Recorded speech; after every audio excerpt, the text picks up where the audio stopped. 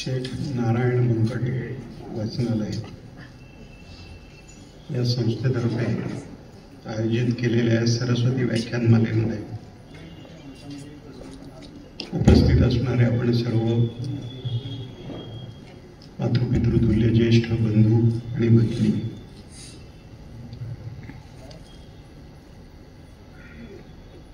प्रदीर्घ काळ 8 दशक एक व्याख्यानमाला चालवणं हे खूप अवघड काम आहे, एक तपस्या आहे. आणि ग्रंथालयातर्फे प्रदीर्घ काळ हे ज्ञानसत्र आपण चालवत आहात.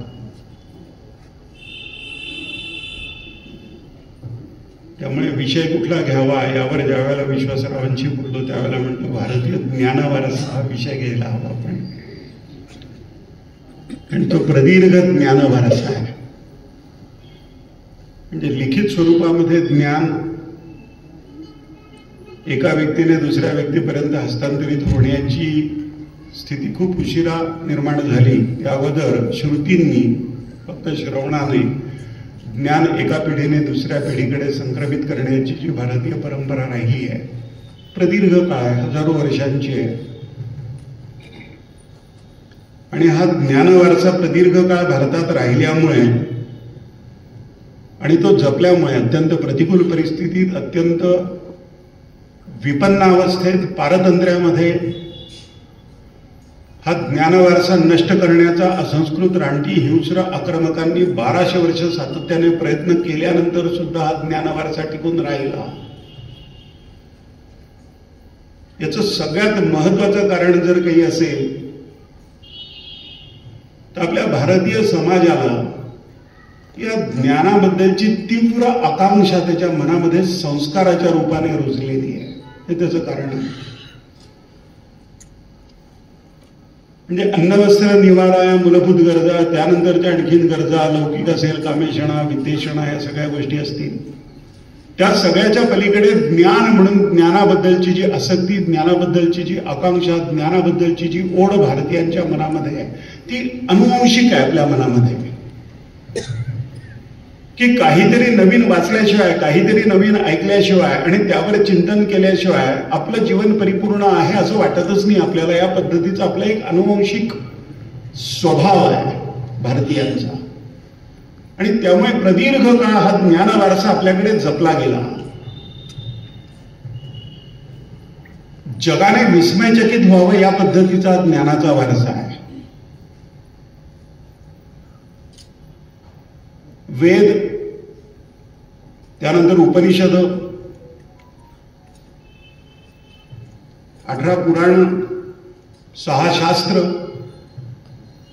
अनेक संहिता, ब्राह्मणक, आरण्यक, उपनिषदांमध्ये 108 उपनिषद, त्यापैकी ईशावास्य उपनिषदापासून बृहदारण्यकापर्यंत 10 मुख्य उपनिषद, योगशास्त्र, वृक्ष आयुर्वेद, मृगायुर्वेद, कौटिल्यांचं अर्थशास्त्र, नीतिशास्त्रावरचे अनेक ग्रंथ, काव्य असेल, साहित्य असेल, कालिदासापासून भवभूतीपर्यंत,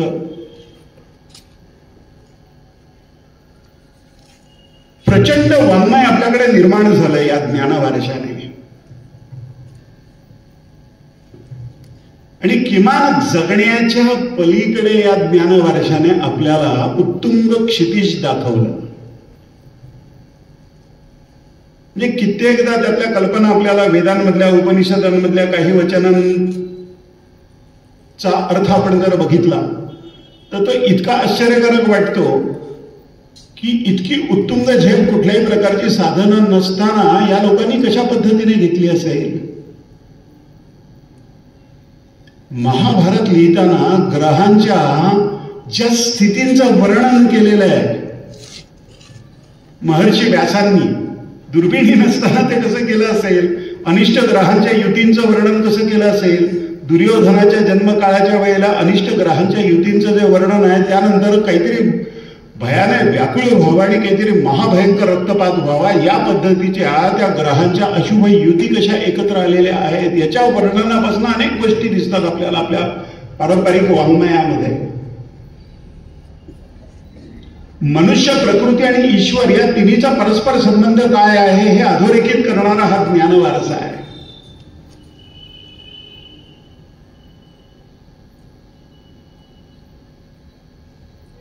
कोहम पासून मनुष्य ज्यावेळेला स्वतःला प्रश्न विचारतो की मी कोण आहे, माझं या जगामध्ये विश्वामध्ये अस्तित्व नेमकं काय आहे,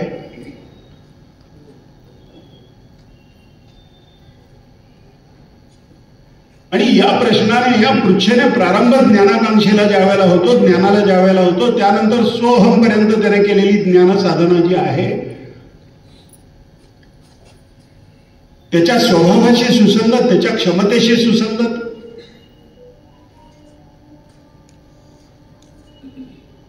त्याच्या क्षमतांचा क्रमशः विकास करीत करीत करीत तो ज्या वेळेला ज्ञान साधना करतो त्यावेळेला वेगवेगळे स्तर जाणीवेचे जे आहेत त्या जाणीवेच्या स्तरावर त्या स्तरावर त्याला येणारा जीवनाचा अनुभव जो आहे तो अनुभव तो शब्दांकित करतो, तो अनुभव त्याचं चिंतन आणि मनन करतो. एकच वचन असेल आणि त्या वचनाचा वेगवेगळ्या जाणीवेच्या स्तरावर येणारा अनुभव वेगवेगळा आहे. त्यामुळे भारतीय ज्ञान वर्षाचं एक वैशिष्ट्य असं आहे की एका एका ग्रंथावर खूप भाष्य लिहिली गेली.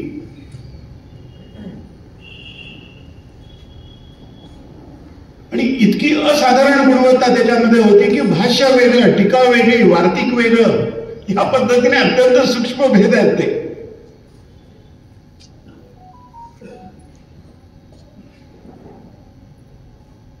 आद्य शंकराचार्यांनी जे ब्रह्मसूत्र भाष्य लिहिलं त्या ब्रह्मसूत्र भाष्य लिहिल्यानंतर हिमालयामध्ये ज्या वेळेला व्यासगुंफेमध्ये त्यांचा मुक्काम होता आणि त्यांच्याबरोबर त्यांचा शिष्य संप्रदाय होता, तरुण गुरु आणि वृद्ध शिष्य अशातला प्रकार होता तो, आणि फार विलोभनीय वर्णन आहे ते.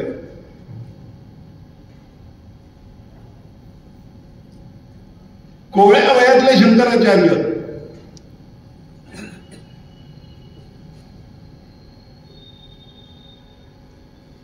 फक्त 16वं वर्ष ज्या वेळेला होतं त्यांचं चालू होतं 16वं वयाचं, आणि शंकराचार्य अल्पायू होते. भारतीय ज्ञानवारशाची तीव्रता काय आहे हे शंकराचार्यांची आई आर्यांबा आणि वडील शिवगुरु यांना उतार वयामध्ये झालेलं हे अपत्य, त्यांचं ते कुलदैवत चंद्रमौलीश्वर, त्या चंद्रमौलीश्वराची ते आराधना करतात आणि ते सांगतात की अपत्यहीन जर आम्ही गेलो तर काय होईल आमचं.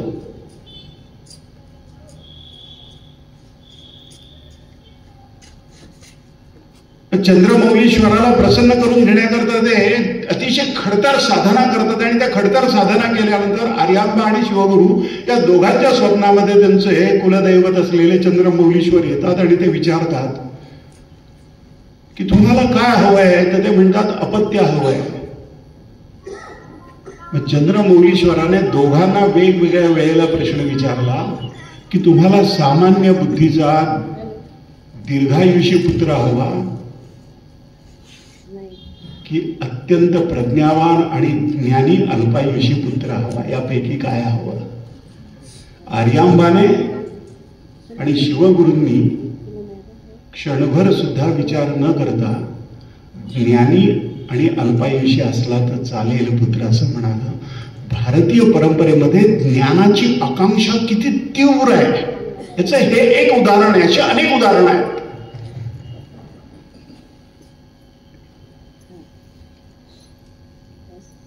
महर्षी पाणिनी व्याकरणकार,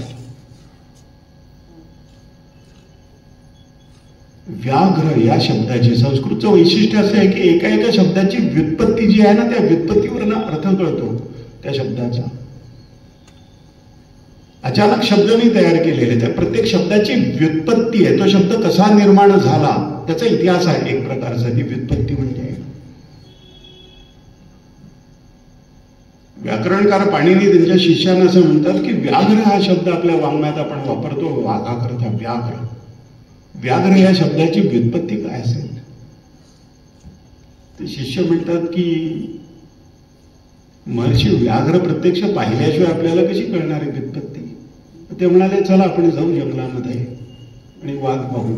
म्हणजे वाघ पाहणं काय आहे प्रकार? तो झडप घालून मारेल आपल्याला, प्राणाची गाठ आहे. महर्षी पाणिनींना ते शिष्य समजवतात की आपण कशाला इतका दुराग्रह करता. आणखीन काही पंडितांशी आपण चर्चा करू शकतो, विचार विनिमय करू शकतो, त्यांच्यापैकी कुणीतरी सांगू शकेल. ते म्हणतात ज्ञान प्रत्यक्ष असायला हवं ना, अनुमानजन्य ज्ञान नाही नुसतं, किंवा नुसतं तर्कावर आधारलेलं नाही, तर प्रत्यक्ष पाहिजे. मग प्रत्यक्ष ज्ञान जर आपल्याला हवं असेल तर आपण अनुभव घेतला पाहिजे त्याचा. मग ते आणि त्यांचे शिष्य ज्यावेळेला जंगलामध्ये जातात त्यावेळेला शिष्य, भीती वाटते शिष्यांना, दुरून वाघाच्या डरकाळ्या ऐकू यायला लागतात. मग पाणिनी त्यांना सांगतात की तुम्ही झाडावर चढून बसा, म्हणजे तुम्हाला काही भय नाहीये, आणि मी खाली उभा राहतो, मी पाहतो. पण समजा वाघाने माझ्यावर झडप टाकली तर वाघाने माझ्यावर झडप टाकण्याच्या अगोदर त्याला व्याघ्र का म्हणतात याच्या व्युत्पत्तीचं मला जर आकलन झालं वाघाकडे बघून, तर तो शब्द त्याची व्युत्पत्ती तुम्ही लिहून ठेवा. म्हणजे यानंतरच्या लोकांना कळेल की व्याघ्र का म्हणतात. वाघ येतो, दुरून दिसतो, काही 100-1 फूट अंतरावर तो वाघ दिसतो आणि वाघ यांच्या दिशेने यायला लागतो. मधनच डरकाळी फोडायचा, जमीन हुंगत हुंगत हुंगत वाघ येतो. असा 4 पावलं चालतो, परत जमिनीचा गंध घेतो, हुंगतो. त्याचं घ्राणेंद्रिय अतिशय तीव्र आहे वाघाचं. पाणिनी म्हणतात जिघ्रन इति व्याघ्राः, जिघ्रन इति व्याघ्राः, जिघ्रन इति व्याघ्राः. त्याचं घ्राणेंद्रिय तीव्र आहे म्हणून त्याला व्याघ्र म्हणतात. त्यांचे शिष्य लिहून घेतात जिघ्रन इति व्याघ्राः. तो घ्राणेंद्रिय त्याचा तीव्र आहे म्हणून व्याघ्र असं त्याला म्हणतात. असं ते शिष्य लिहून घेतात. पुढच्या क्षणी वाघ झडप घालतो आणि महर्षी पाणिनींचा अंत असा झाला आहे असे इतिहासात वाचतो आपण. ज्ञानाकांक्षा किती तीव्र असते की मृत्यू सुद्धा यत्कश्चित वाटावा त्या ज्ञानाच्या आकांक्षेपुढे.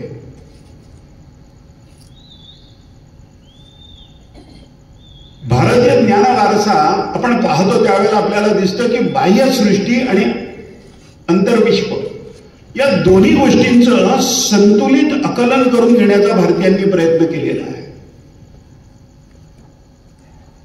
आणि बाह्य विश्वाचा, बाह्य प्रकृतीचं ज्यावेळेला आकलन करून घेण्याचा त्यांनी प्रयत्न केला त्यावेळेला इंद्रियांचा त्यांना उपयोग झाला. शब्द, स्पर्श, रूप, रस आणि गंध या 5 प्रकारे जीवनाचा अनुभव आपण घेतो. या 5 प्रकारे जीवनाचा अनुभव घेतो त्यावेळेला इंद्रियांच्या माध्यमामधून आपण घेतो. ज्या विषयाचा आपण अनुभव घेतो त्या विषयापेक्षा आपलं इंद्रिय सूक्ष्म असतं. कर्मेंद्रिय दिसतं, ज्ञानेंद्रिय दिसत नाही, पण ते ज्ञानेंद्रिय सूक्ष्म आहे, विषयांपेक्षा सूक्ष्म आहे. भगवद्गीतेत त्याचा उल्लेख येतो, इंद्रियाणी पराणी आहू इंद्रियेभ्यः परम मनः. इंद्रिय स्वतः अनुभव नाही घेऊ शकत. ज्या इंद्रियाशी आपलं मन एकरूप होतं तोच अनुभव आपण घेऊ शकतो. त्या इंद्रियाशी मन जर एकरूप झालं नाही तर अनुभव घेता येत नाही. नुसतं इंद्रिय अनुभव कसा घेणार? इंद्रियेभ्यः परम मनः. इंद्रियापेक्षा मन सूक्ष्म आहे. मनसस्तु पराबुद्धी. बुद्धी विश्लेषण करते. बुद्धीचे 4ही पैलू जे ग्रहण केलेल्या इंद्रियांनी त्याचं विश्लेषण करतात, त्याचं आकलन होतं, ते स्मरणात राहील अशी स्थिती तिथपर्यंत बुद्धी काम करते. आणि त्या पलीकडे आजपर्यंत जे कधी अनुभवलं नाही त्याबद्दलचं बुद्धीमध्ये होणारा त्याचं कळणारं आकलन. मगाशी आपले योगाचार्य चंद्रात्रे समज आणि उमज या 2 शब्दांबद्दल त्यांनी विचारलं की समज आणि उमज यात अंतर काय आहे? ज्या आंतरिक प्रेरणेने एखादी गोष्ट उमजते त्याला अंतस्फूर्ती असं म्हणतात. बुद्धीचा तो 4था पैलू आहे. इंद्रियांनी आपण जो अनुभव घेतो तो समजतो आपल्याला, कोणीतरी समजावून सांगू शकतं, पण जो अनुभव आपण कधीही घेतला नाही त्याबद्दल ज्या वेळेला आपली बुद्धी एका निश्चित पद्धतीने, बुद्धी निश्चयात्मक आहे, मन संकल्प विकल्पात्मक आहे, हे की ते मन सारखं आंदोलित होत असतं. पण बुद्धी निश्चयात्मक आहे. खात्री झाल्यानंतर बुद्धी सांगते त्या सिद्धांताप्रमाणे की हा सिद्धांत.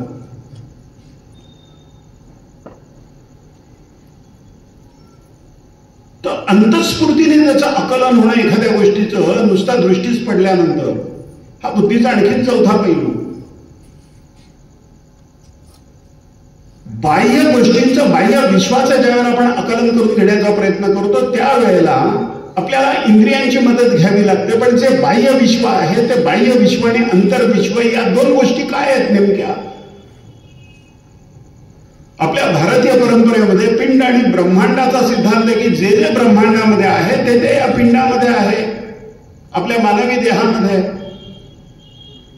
पंचमहाभूत आहेत, पृथ्वी, आग, तेज, वायू, आकाश.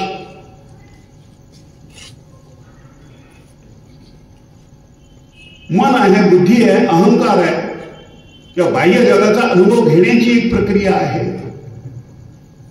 पण एखादा अनुभव घेतल्यानंतर बुद्धीमध्ये ज्यावेळेला तो साठवला जातो मेमरी या स्वरूपामध्ये, स्मरण या स्वरूपामध्ये,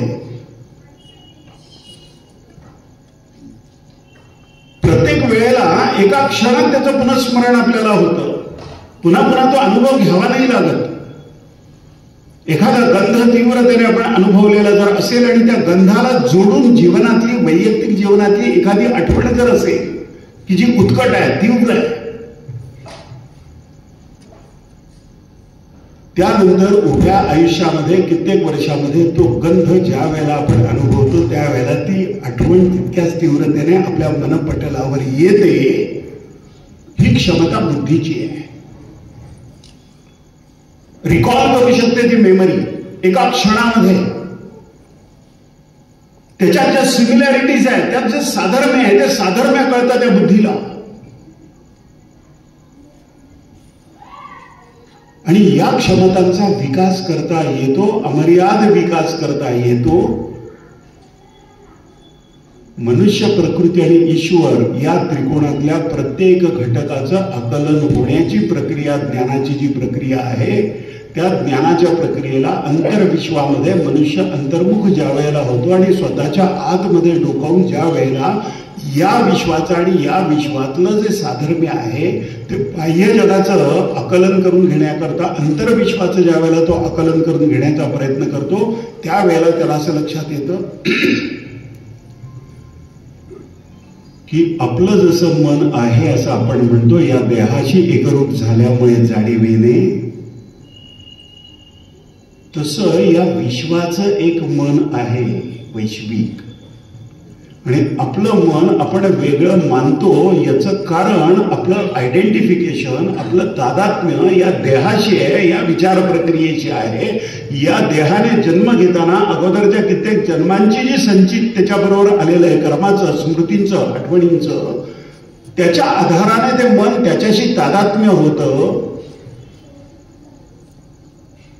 पण ज्या क्षणी हा मी जो देहाशी जोडलेला आहे, जो मर्यादित अस्तित्वाशी जोडलेला आहे, तो गळून पडतो साधनेने, त्यावेळेला विश्वमन आणि आपलं मन एकरूप होतं. आणि ते एकरूप ज्या वेळेला होतं त्यावेळेला विश्वाच्या कुठल्याही कोपऱ्यामध्ये एखाद्या विषयावर एका मनुष्याने केलेलं काही चिंतन जर असेल तर ते चिंतन निराकार आकाशामध्ये, निरभ्र आकाशामध्ये एखादा ढग यावा त्याप्रमाणे त्या विचारावर मन एकाग्र केल्यानंतर या विश्वाच्या पाठीवर कुठेही कधीही एखाद्या मनुष्यानं जे मूलभूत चिंतन केलेलं आहे त्याच्याशी तुमच्या मनाची फ्रिक्वेन्सी ज्या वेळेला मॅच होते त्यावेळेला ते ज्ञान तुमच्या मनामध्ये अवतीर्ण होतं.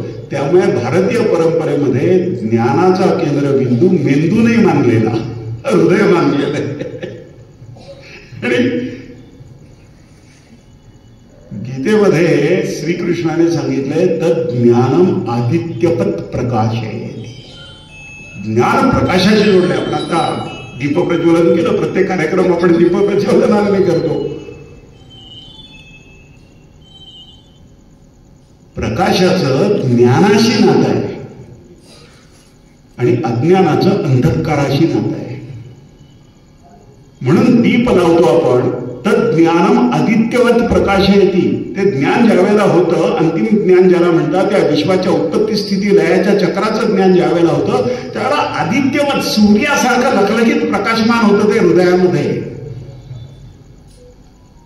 आणि मनाच्या अंतर्मुख अवस्थेमध्ये केलेल्या साधनेने या पद्धतीच्या ज्ञानाचा उलगडा व्हायला लागतो. मनाच्या शक्तींचा अमर्याद विकास होऊ शकतो आणि तो विकास होताना ज्ञानाचे जाणीवेचे वेगवेगळे स्तर मनुष्य अनुभवतो. यातला सर्वोच्च स्तर काय आहे याचं वर्णन आपल्या पारंपरिक वाङ्मयामध्ये आपला ज्ञान वारसा आपल्याला सांगतो. त्याला आपण वेद वचन म्हणतो, महावाक्य म्हणतो वेदांमधली. अहम ब्रह्मास्मी. जे ब्रह्म या संपूर्ण विश्वाचं अधिकरण आहे ते ब्रह्म मीच आहे. त्याशिवाय दुसरं काहीच नाहीये या विश्वामध्ये.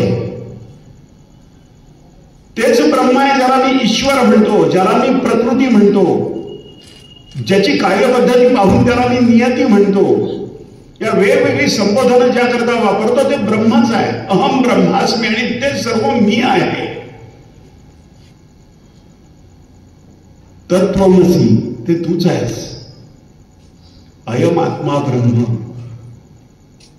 सर्वम खर्विदम ब्रह्म. या विश्वामध्ये सर्व जे काही आहे ते खरोखर ब्रह्मच आहे.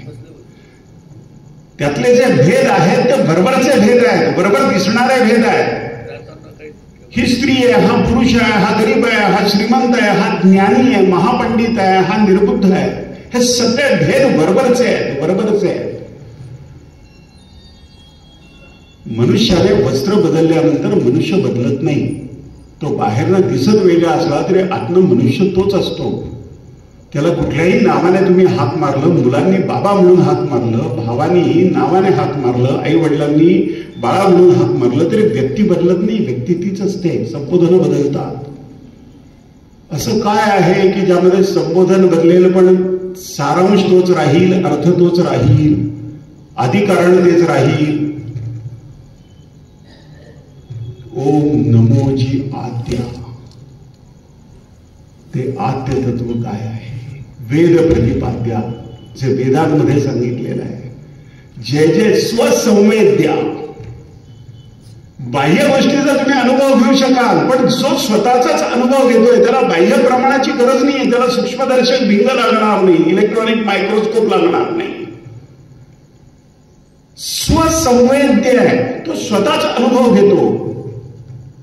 आत्मरूपा. त्या आत्मरूपाचा शोध, आत्मरूपाचा शोध म्हणण्यापेक्षा साक्षात्कार ते सदैव आहे, विद्यमान आहे.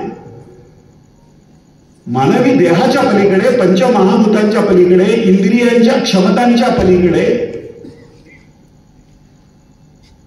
मनाच्या संकल्प आणि विकल्पाच्या अवस्थांच्या पलीकडे, बुद्धीच्याही पलीकडे तो प्रत्यक्ष अनुभव आपण घेतो. इंद्रियाणी पराण्याहू इंद्रियेभ्या परम मनाः. विषयांपेक्षा इंद्रिय सूक्ष्म, इंद्रियांपेक्षा मन सूक्ष्म, मनसस्तु परा बुद्धी, मनापेक्षा बुद्धी सूक्ष्म आणि यो बुद्धे परतस्तु सा. जे बुद्धीच्याही पलीकडे आहे. हा ज्ञान वारसा विलक्षण आहे. एखादं गाणं आपण गुणगुण गाणी थोड्या वेळाने ते रेडिओवर लागतं, याचं काय कारण आहे?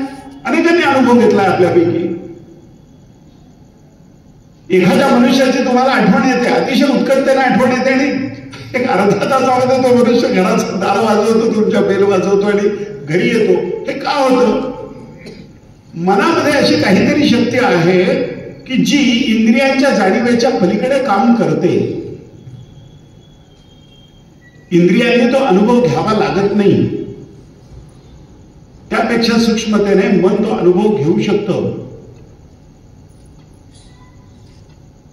मुलगा अमेरिकेत आहे, मुलगी अमेरिकेत आहे, किती 1000 किलोमीटरचं अंतर आहे.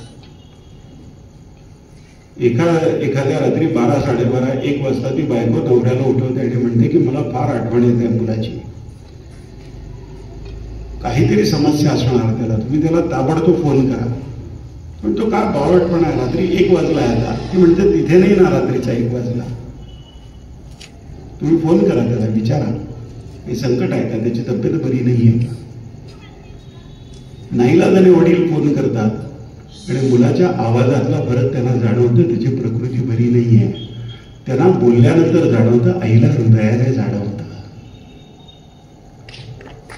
हा ज्ञानाचा वारसा आहे, हे ज्ञानाचं प्रकटीकरण आहे. वेगवेगळ्या स्तरावर ज्ञानाचं जे प्रकटीकरण होतं ते प्रकटीकरण प्रत्यक्ष होतं. हा नुसता तर्क नाही आहे, हा नुसता कल्पना विलास नाही आहे. आणि या गोष्टींचं चिंतन भारतीय ज्ञान वारसा जो आहे त्यामध्ये सातत्याने केलं आहे, शतकानुशतक केलेलं आहे, हजारो वर्ष केलेलं आहे. आणि जाणीवेच्या अगदी प्रारंभिक पातळीपासून मनुष्याला मनुष्य प्राणी म्हणतात. बघा, मनुष्य प्राणी का म्हणतात? मनुष्याचा क्रमविकास जर झाला नाही तर तो फक्त कपडे घालणारा पशु आहे. तो आकाराने मनुष्य असला तर त्याला मनुष्य नाही म्हणता येत. तो वृत्तीने मनुष्य व्हावा लागतो, तो संस्कारित व्हावा लागतो. म्हणून हा ज्ञान वारसा ज्या टप्प्यांचं चिंतन करतो त्या टप्प्यांपैकी पहिला टप्पा मनुष्यत्वम आहे. आपल्याला विस्मय होतो, आश्चर्य वाटतं काही वेळा, हे काही पशूंना समजावून सांगायचं आहे का, हे तर मनुष्यालाच सांगायचं आहे. मग मनुष्यत्व कशाला? ते जाणीवेचं मनुष्यत्व आहे, आकाराचं मनुष्यत्व नाही. फक्त कपडे घालणारा पशु नव्हे तो, ते जाणीवेचं मनुष्यत्व आहे. मनुष्यत्व, मुमुक्षुत्व. मानवी जीवनामध्ये अनेक प्रकारचे सकारात्मक नकारात्मक सुखदुःखाचे संमिश्र अनुभव आपल्यापैकी प्रत्येक मनुष्य घेत असतो. आणि हे संमिश्र अनुभव घेताना दुःखाचं नेमकं कारण काय आहे, दुःखाचा अनुभव घेणारं नेमकं कोण आहे, सुखाचा अनुभव घेणारं नेमकं कोण आहे. आपल्याकडे कोणी दुर्लक्ष केलं तर ज्याला वाईट वाटतं तो कोण आहे. ती जाणीव शरीराला आहे की मनाला आहे. आपली उपेक्षा केली तर होणारी जाणीव शरीराला आहे की मनाला आहे. आपली स्तुती केली तर आनंद शरीराला होतो की मनाला होतो.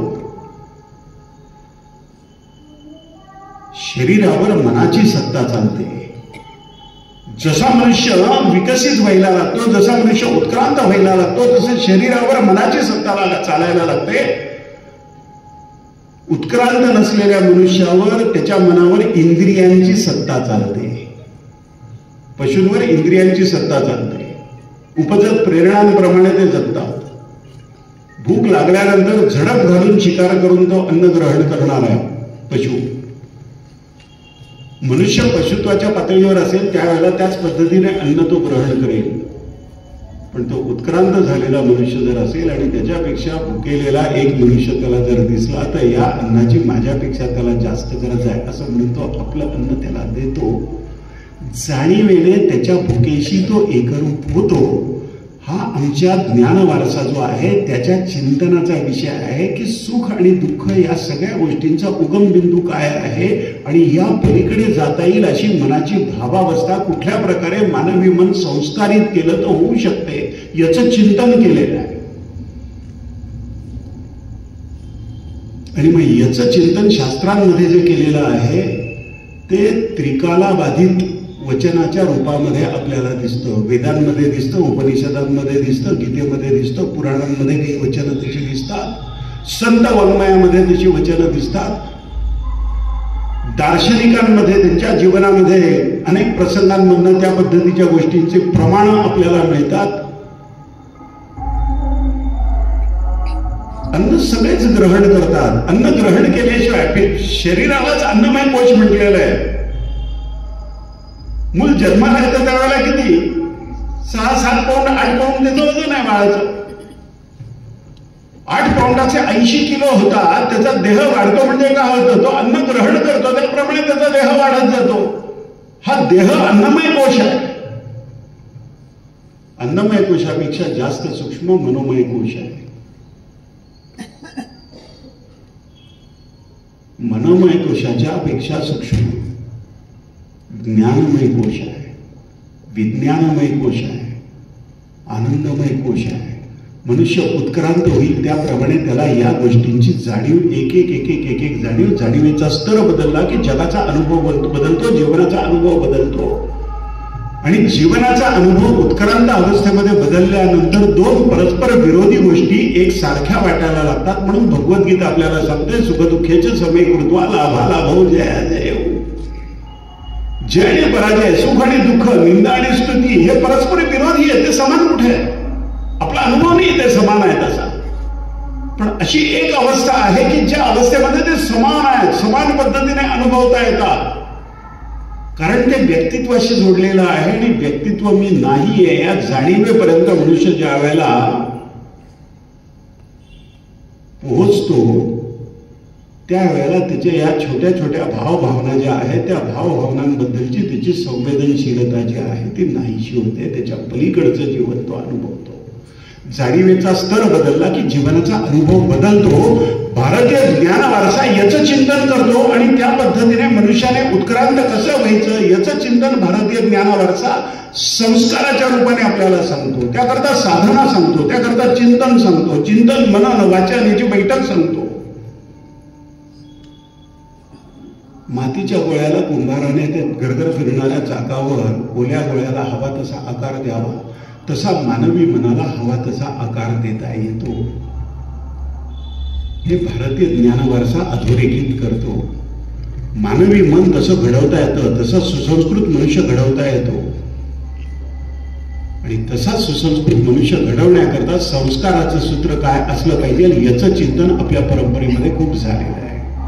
अन्न ग्रहण करण्याची साधी प्रक्रिया आहे. मगाशी आपण म्हटलं अन्नमय कोश, आपणही अन्न ग्रहण करतो.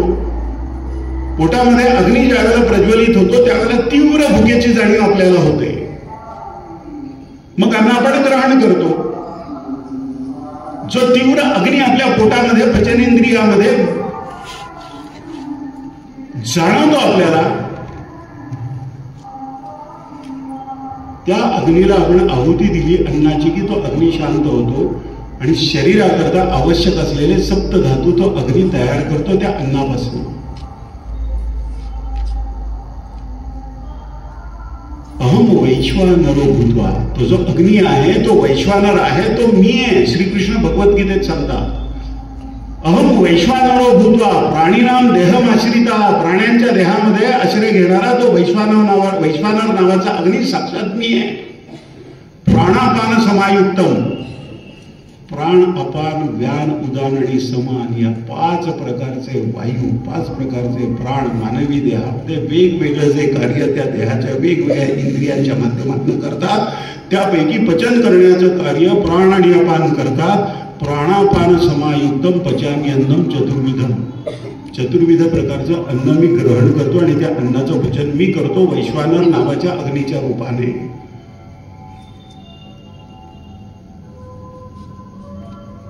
हे सगळं विश्व एका ईश्वराचंच रूप जर असेल, अनंत रूपांमध्ये एकच ईश्वर असेल, तर माझ्या पोटामध्ये असलेला वैश्वानर जर नारायण असेल, श्रीकृष्ण असेल, तर इतर कुणाच्या भुकेलेल्या मनुष्याच्या पोटातला सुद्धा वैश्वानर नारायणच आहे. मग मी अन्न ग्रहण करून ज्या पद्धतीने त्या नारायणाला आहुती देतो तशीच इतर कुणाला मी त्या पद्धतीने त्याच्या पोटातला जो वैश्वानर आहे त्याला आहुती देण्याकरता अन्नदान करायला हवं. भारतीय परंपरा मनुष्याला संस्कारीची करते.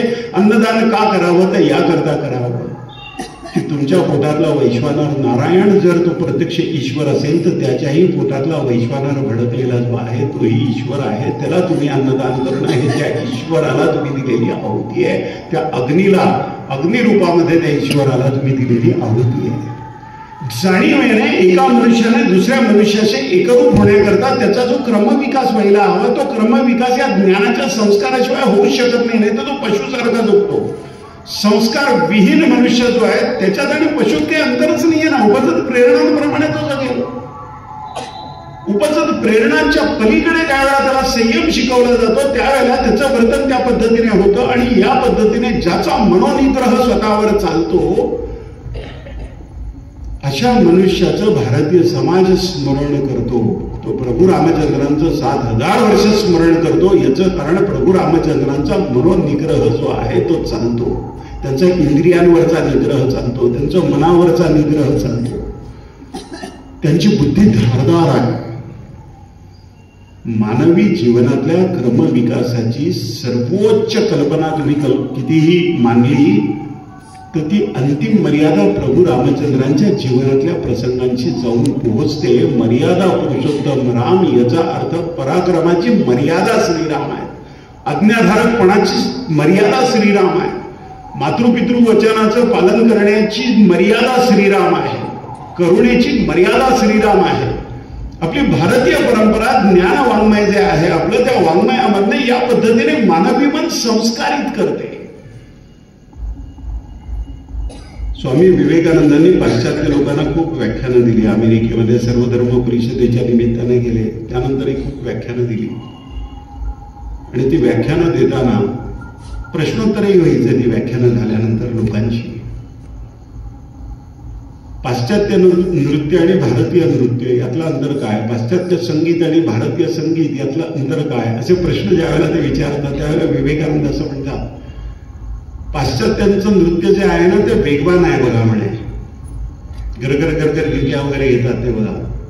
पाश्चात्य संगीत जे आहे त्याच्यामध्ये टिपेचे स्वर आहेत, तार सप्तकामध्ये ते संगीत गायन वगैरे आहे. या उलट भारतीय संगीत जे आहे विलंबित ज्या वेळेला गातात ना ते गवई, त्यावेळेला एक एक स्वर शांतपणे लावतात, मग त्याची गती हळूहळू वाढवतात, मग ते द्रुतापर्यंत नेतात. यामध्ये एक विलक्षण शांतता आहे. भारतीय नृत्य जे आहे ना त्यातले पदन्यास, त्यातल्या मुद्रा, यामध्ये एक विलक्षण शांतता आहे. एका एका अवस्थेमध्ये स्थिर राहायचं आहे तुम्हाला. आणि ती नर्तिका ज्या वेळेला त्या अवस्थेमध्ये स्थिर राहते आणि त्या पद्धतीचे तिचे पदन्यास, त्या पद्धतीची स्थिती तिच्या देहाची, त्या पद्धतीच्या मुद्रा, त्या पद्धतीचा मुद्रा अभिनय तिच्या चेहऱ्यावर दिसणारा, या सगळ्या गोष्टी ज्या आहेत त्या शांतपणे केल्या जातात. स्वामी विवेकानंद पाश्चात्यांना सांगतात की उत्क्रांतीच्या वाटेवर आम्ही तुमच्यापेक्षा किमान 500 वर्ष पुढे आहोत. त्यामुळे पशुत्व आमच्यात कमी झालेलं आहे. त्यामुळे आमच्या कलांमध्ये आणि तुमच्या कलांमध्ये, संगीतामध्ये, नृत्यामध्ये हा मोठा फरक दिसतो, जाणीवपूर्वक दिसतो. कदाचित हेच कारण असेल, स्वामीजी म्हणतात की भारतावर 1200 वर्ष प्रचंड आक्रमण ज्या असंस्कृत रानटी हिंस्र लोकांनी केली, त्या आक्रमणाला सामोरं जाताना त्यांच्या इतक्याच क्रौर्याने आपण त्याचा सामना करावा असं भारतीयांना वाटलं नाही. याचं कारण त्यांच्या वृत्ती या ज्ञानाकांक्षी परंपरेने, या ज्ञानाच्या संस्काराने वृत्ती शांत झालेल्या आहेत. ज्ञान वारसा मनुष्याला अंतर्बाह्य बदलून टाकतो. ज्ञानाचा संस्कार मनुष्याला अंतर्बाह्य बदलून टाकतो. मानवी जीवनामधलं दुःख जे आहे त्या दुःखापासून मुक्त होण्याकरता ज्ञान हा एकच मार्ग आहे. आणि बहुतांश दुःख मानवी समाजामध्ये आता जे दिसतं ते अज्ञानामुळे दिसतं आणि असंस्कृतपणामुळे दिसतं. ज्या प्रमाणामध्ये मनुष्य सुसंस्कृत होईल त्या प्रमाणामध्ये समाजामध्ये आता दिसणारं दुःख जे आहे त्या दुःखाची तीव्रता मात्र कमी कमी कमी कमी होत जाते. म्हणून मानवी मन संस्कारित करण्याकडे भारतीय ज्ञान वारसा जो आहे तो अत्यंत गांभीर्याने पाहतो. त्या पद्धतीचे संस्कार प्रत्येक कुटुंबात, प्रत्येक घरात केले जातात आणि ते ठरवून नाही केले जातात, ते जीवनाचा अविभाज्य भाग झालेले आहेत. आणि जीवनाचा अविभाज्य भाग ज्या वेळेला ते होतात संस्कार, त्यावेळेला तुमच्या दारातल्या रांगोळीतनं ते संस्कार व्यक्त होतात. शंख चक्र गदा त्या रांगोळीत दिसतात तुम्हाला. श्रीराम हे नाव त्यामध्ये दिसतं, स्वस्तिक दिसतं त्यामध्ये, गोपद्म त्यामध्ये दिसतं, सूर्य चंद्र दिसतात त्यामध्ये, तुळशीचं छोटंसं वृंदावन रेखाटलेलं दिसतं त्या रांगोळीमध्ये. आपल्या घरासमोर दारामध्ये काढलेली रांगोळी जी आहे ती भारतीय संस्कृती अधोरेखित करते. ती दैनंदिन जीवनामधली एक रूढी, एक परंपरा या स्वरूपामध्ये ती निर्माण केली गेलेली आहे. आणि ती इतक्या सहजतेने निर्माण केली गेलेली आहे की त्याकरता आपण वेगळं काही करतो असं वाटत नाही. एक निरागस मूल ज्या वेळेला आईला विचारतं की आई हे काय काढते तू दारामध्ये रोज, ती आई सांगते हा सूर्य आहे, हा चंद्र आहे, हा ध्वज आहे, हे सुदर्शन चक्र आहे, हे गोपद्म आहे, हा शंख आहे. मग महाभारताच्या युद्धाच्या वेळेला शंखध्वनी जो झाला ते गीतेतलं ते वाचून दाखवते. अर्जुनाच्या शंखाचं नाव काय, श्रीकृष्णाच्या शंखाचं नाव काय, युधिष्ठिराच्या शंखाचं नाव काय, पांचजन्य कुणाचा, या सगळ्या गोष्टी आई समजून सांगते. दारातल्या रांगोळीच्या माध्यमातून तुमचं ते निरागस मूल 5000 वर्षापूर्वीच्या तुमच्या इतिहासाशी जोडलं जातं. इतक्या सहजतेने जगामध्ये तुम्ही भूतकाळाशी जोडले जाल का? अन्न ग्रहण करताना आपण ज्या पद्धतीने ते अन्न ग्रहण करतो, ईशावास्य उपनिषद नावाचं पहिलं उपनिषद मानलं जातं 108 उपनिषदांमध्ये. ईशावास्यमिदं सर्वं यत्किंच जगत्यां जगत्, या संपूर्ण विश्वामध्ये जे काही आहे ते ईश्वरानेच व्याप्त आहे. आणि त्याच्या पुढचं वचन ईशावास्य उपनिषदामध्ये आहे, तेन त्यक्तेन भुंजिता, त्याने सुखाचा उपभोग घ्यायचा आहे, पण त्याग अगोदर करायचा आणि मग उपभोग घ्यायचा. हा क्रम आहे. अगोदर त्याग आहे, मग उपभोग आहे. अन्न वाढलं आहे, ते अन्न वाढल्यानंतर जमिनीवर पूर्वी सारवलेल्या बसायचे, ती परंपरा तशीच राहिली आहे. आजही मुंग्या असतात, किडे असतात. आपण जे अन्न ग्रहण करणार आहे त्या अन्न ग्रहण करताना त्याच्या अगोदर ते 5 शीत जी आहेत त्या सूक्ष्म जीवांकरता आपण बाजूला काढून ठेवायचे ताटाच्या. आणि ज्या वेळेला ते पाणी आपण फिरवतो आणि ती 5 शीत बाजूला काढून ठेवतो, त्यावेळेला तुम्ही निरीक्षण करा. एकदा जमिनीवर सारवलेल्या जमिनीवर जेवायला बसून मुद्दाम निरीक्षण करा. तुम्ही त्या ताटाभोवती जे पाणी फिरवलेलं असताना ती मुंगी ज्या वेळेला येतात ना, त्या मुंग्या ते पाणी ओलांडत नाही, त्या मुंग्या त्या वर्तुळाकार फिरतात त्या पाण्याच्या बाजूने. आणि जिथे तुम्ही 5 शीतं ठेवलेली आहेत ना, तिथे येऊन ते अन्न ग्रहण करतात. या विश्वातली प्रत्येक गोष्ट नियमांनीबद्ध आहे आणि त्या नियमांनीबद्ध असलेल्या गोष्टी पशु पक्ष्यांपासून सूक्ष्म जीवांपर्यंत कशा पद्धतीने ते जीवन जगतात, ते जीवन जगण्याकरता त्यांना सुद्धा कसं संस्कारित करावं याचं चिंतन भारतीय परंपरा करते. मानवी जीवनामध्ये सूर्याचा तुमच्या आरोग्याशी काय संबंध आहे, चंद्राचा मनाशी काय संबंध आहे, चंद्रमा मनसो जाता चक्षु सूर्यो अजायत, ही छोटी छोटी सूत्र आहेत. आणि त्या सूत्रांप्रमाणे ज्योतिषाकडे गेल्यानंतर तुमच्या मनाचा कारक चंद्र आहे, तो ज्योतिषी सांगतो आणि चंद्राचं स्थान बघून तुम्हाला सांगतो की तुमची मानसिक स्थिती काय आहे. हे सगळं विश्व एकमेकाशी जोडलेलं आहे, हे अलग नाहीये. आपण एकमेकांना जरी एकमेकांपासून वेगळं मानत असलो तरी सुद्धा वस्तुतः आपण अविच्छेद्य संबंधाने एकमेकाशी जोडलेलो आहे. तुमची इच्छा असो नाही तर नसो, तुम्ही भारतीय असा नाही तर तुम्ही अमेरिकन असा, तुम्ही आफ्रिकन असा नाही तर तुम्ही पाकिस्तानी असा, तुम्ही अफगाणी असा नाही तर आणखीन कोरियन असा, कुठलेही असा, जाणीवेने हे विश्व अखंड जोडलेलं आहे. या पद्धतीचा संस्कार आपली भारतीय ज्ञान परंपरा करते आणि त्याचं प्रमाण आधुनिक विज्ञान ज्या प्रमाणात विकसित व्हायला लागलंय त्या प्रमाणामध्ये भारतीय ज्ञान वारसा तुम्हाला शाश्वत सत्य सांगतो. याकडे अंगुली निर्देश आधुनिक विज्ञान करतं, अनेक प्रकारे करतोय. आता स्वामी विवेकानंद अमेरिकेत असताना अलेक्झांडर ग्रॅहम बेल त्याने पहिला टेलिफोन तयार केलेला होता. आणि विवेकानंदांच्या व्याख्यानाला येणारे ते अमेरिकन लोक म्हणाले, स्वामीजी म्हणे एक असं उपकरण तयार केलं एका अमेरिकन शास्त्रज्ञाने म्हणे की त्यातला एक भाग तोंडाला लावायचा, तोंडाजवळ धरायचा, एक कानाजवळ लावायचा आणि तसंच दुसरं उपकरण दुसरा माणूस दूर अंतरावर घेऊन उभा राहतो आणि एका तारेने ते जोडलेले असतात. आणि एका बाजूला मनुष्य बोलला की दुसऱ्या बाजूला ते ऐकू जातं. 100 फूट 200 फूट 500 फूट अंतर असलं तरी सुद्धा अगदी जवळनं बोलल्यावर जसं ऐकू जावं तसं त्या उपकरणामधनं मनुष्य ऐकू शकतो. असं वैज्ञानिक उपकरण अलेक्झांडर ग्रॅहम बेलने शोधलंय. त्याला तो टेलिफोन असं म्हणतो, असं स्वामीजींना तो सांगतो. विवेकानंदांना त्याने हे सांगितल्यानंतर विवेकानंदांचा पहिला प्रश्न असा आहे की तो तारेने जोडण्याची गरज काय आहे. ती 2 उपकरणं तारेने जोडण्याची गरज काय आहे असं विचारल्यावर तो थक्क होतो. तो म्हणाला काय तुमच्या भारतात अशी उपकरणं आहेत का? ते म्हणाले नाही.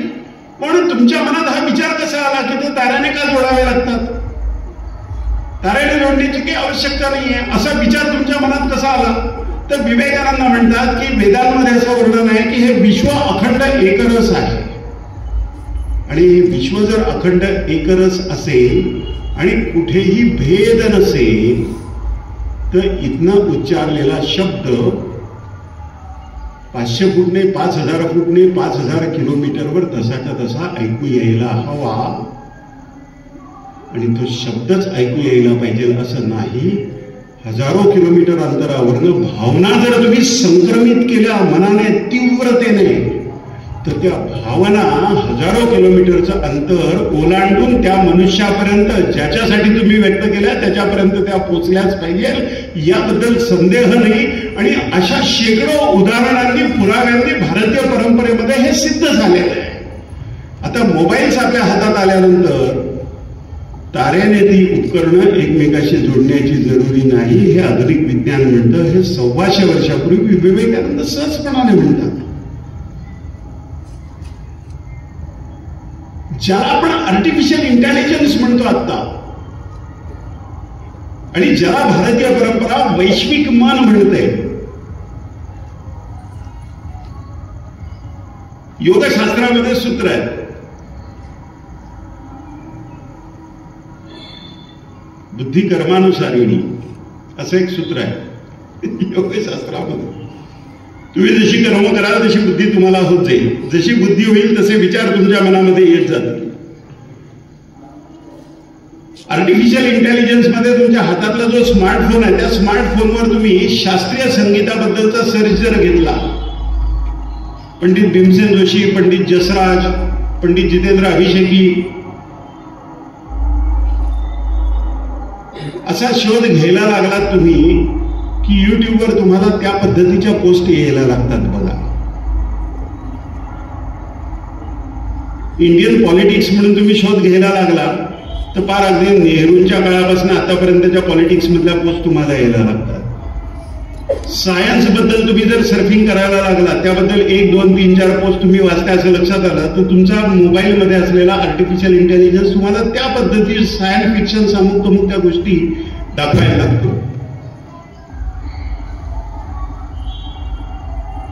ये यथा मां प्रपद्यन्ते तांस तथैव भजाम्यहम्. जो ज्या प्रकारे माझी आराधना करतो त्याला त्या प्रकारच्या गोष्टी, त्या प्रकारची उपलब्धी मी करून देतो, असं भगवद्गीतेतलं वचन आहे. तुमची जी आंतरिक इच्छा आहे त्या पद्धतीच्या गोष्टी तुमच्या जीवनात घडतात, त्या पद्धतीचे अनुभव तुम्हाला येतात, त्या पद्धतीचे विचार तुमच्या मनामध्ये यायला लागतात, तसे विचार असणारे लोक तुमच्या भोवती जमायला लागतात. जडत्वाचे नियम आणि चेतनेचे नियम यातलं जे अंतर आहे ते भारतीय परंपरा तुम्हाला समजावून सांगते. जडत्वाच्या नियमांमध्ये, भौतिक शास्त्राच्या नियमांमध्ये opposite poles attract each other.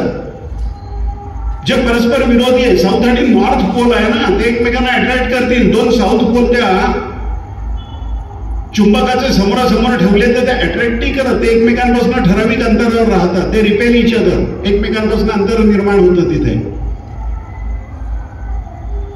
जडत्वाच्या पातळीवर ज्या वेळेला या गोष्टी असतात त्यावेळेला opposite poles attract each other. पण ज्या वेळेला चेतनेशी संबंध त्याचा येतो त्यावेळेला light poles attract each other. तुम्ही तुमच्या स्वभावाचे मित्र करता, तुमच्या स्वभावाची माणसं तुमच्या भोवती फिरायला लागतात. तुमचा जो स्वभाव आहे त्या स्वभावाप्रमाणे तुम्ही वाचन करतात, त्याप्रमाणे तुम्ही चिंतन करतात, त्याप्रमाणे घटना तुमच्या जीवनात घडतात, त्याप्रमाणे रिव्हिलेशन्स, त्या पद्धतीने आकलन तुम्हाला वेगवेगळ्या गोष्टींचं व्हायला लागतं. भारतीय ज्ञान परंपरा या गोष्टींचं एकत्रित चिंतन करते, मानवी स्वभावाचं चिंतन करते, मानवी स्वभावातले दुर्गुण आहेत त्याचं चिंतन भारतीय ज्ञान परंपरा करते, त्यातले सद्गुण आहेत त्याचं चिंतन करते.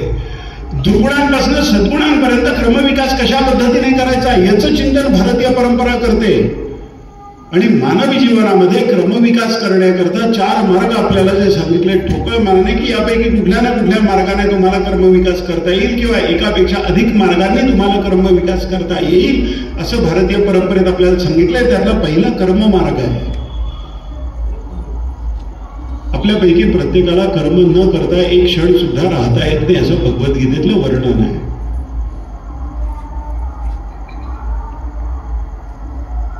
आपण श्वास घेतो हे कर्म आहे, आपण विचार करतो हे कर्म आहे, आपण अन्न ग्रहण करतो हे कर्म आहे, आपली कुठलीही कृती हे कर्म आहे.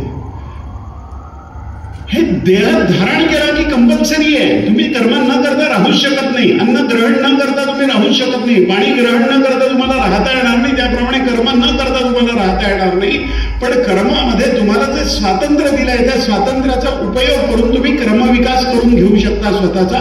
कर्म ज्या प्रमाणामध्ये तुम्ही निष्काम कर्म करा, अपेक्षेने कर्म केलं तर तुमच्या अपेक्षा पूर्ण होतील, पण त्या अपेक्षा पूर्ण झाल्यानंतर आणखी नवीन अपेक्षा तुमच्या मनामध्ये निर्माण होतील. त्या पूर्ण करण्याचं कर्म तुम्ही केलं तर आणखी नवीन अपेक्षा निर्माण होतील, पुन्हा पुन्हा पुन्हा पुन्हा पुन्हा पुन्हा. आणि हे चक्र अखंडपणाने चालेल, तुमच्या शक्तीचा क्षय करेल. तुम्ही वृद्ध झाला तरी तुम्हाला कळेल की आणखीन काही कामं अशा आहेत की ज्या छळतात आणि त्या पूर्ण करण्याकरता आणखीन काही कर्म करावं लागतं. न जात कामाहा कामानाम उपभोगेन शाम्यती हविष्या कृष्णवर्त्मेव भूय एव अभिवर्धते. शास्त्रांनी सूत्र सांगितलं आहे, अग्नी प्रज्वलित केल्यानंतर त्याच्यात तूप जर तुम्ही घातलं, तूप जर त्याच्यावर अर्पण केलं त्याला, तर अग्नी भडकतो, तो शांत नाही होत तूप तुम्ही समर्पित केल्यामुळे. तसं तुमच्या इच्छा पूर्ण करत तुम्ही गेला तर त्या इच्छा जास्त जास्त जास्त वृद्धिंगत होत जातात, त्या शांत नाही होत. मग इच्छांचा उगम ज्या मनात आहे तिथेच त्या इच्छा नियंत्रणात आणण्या,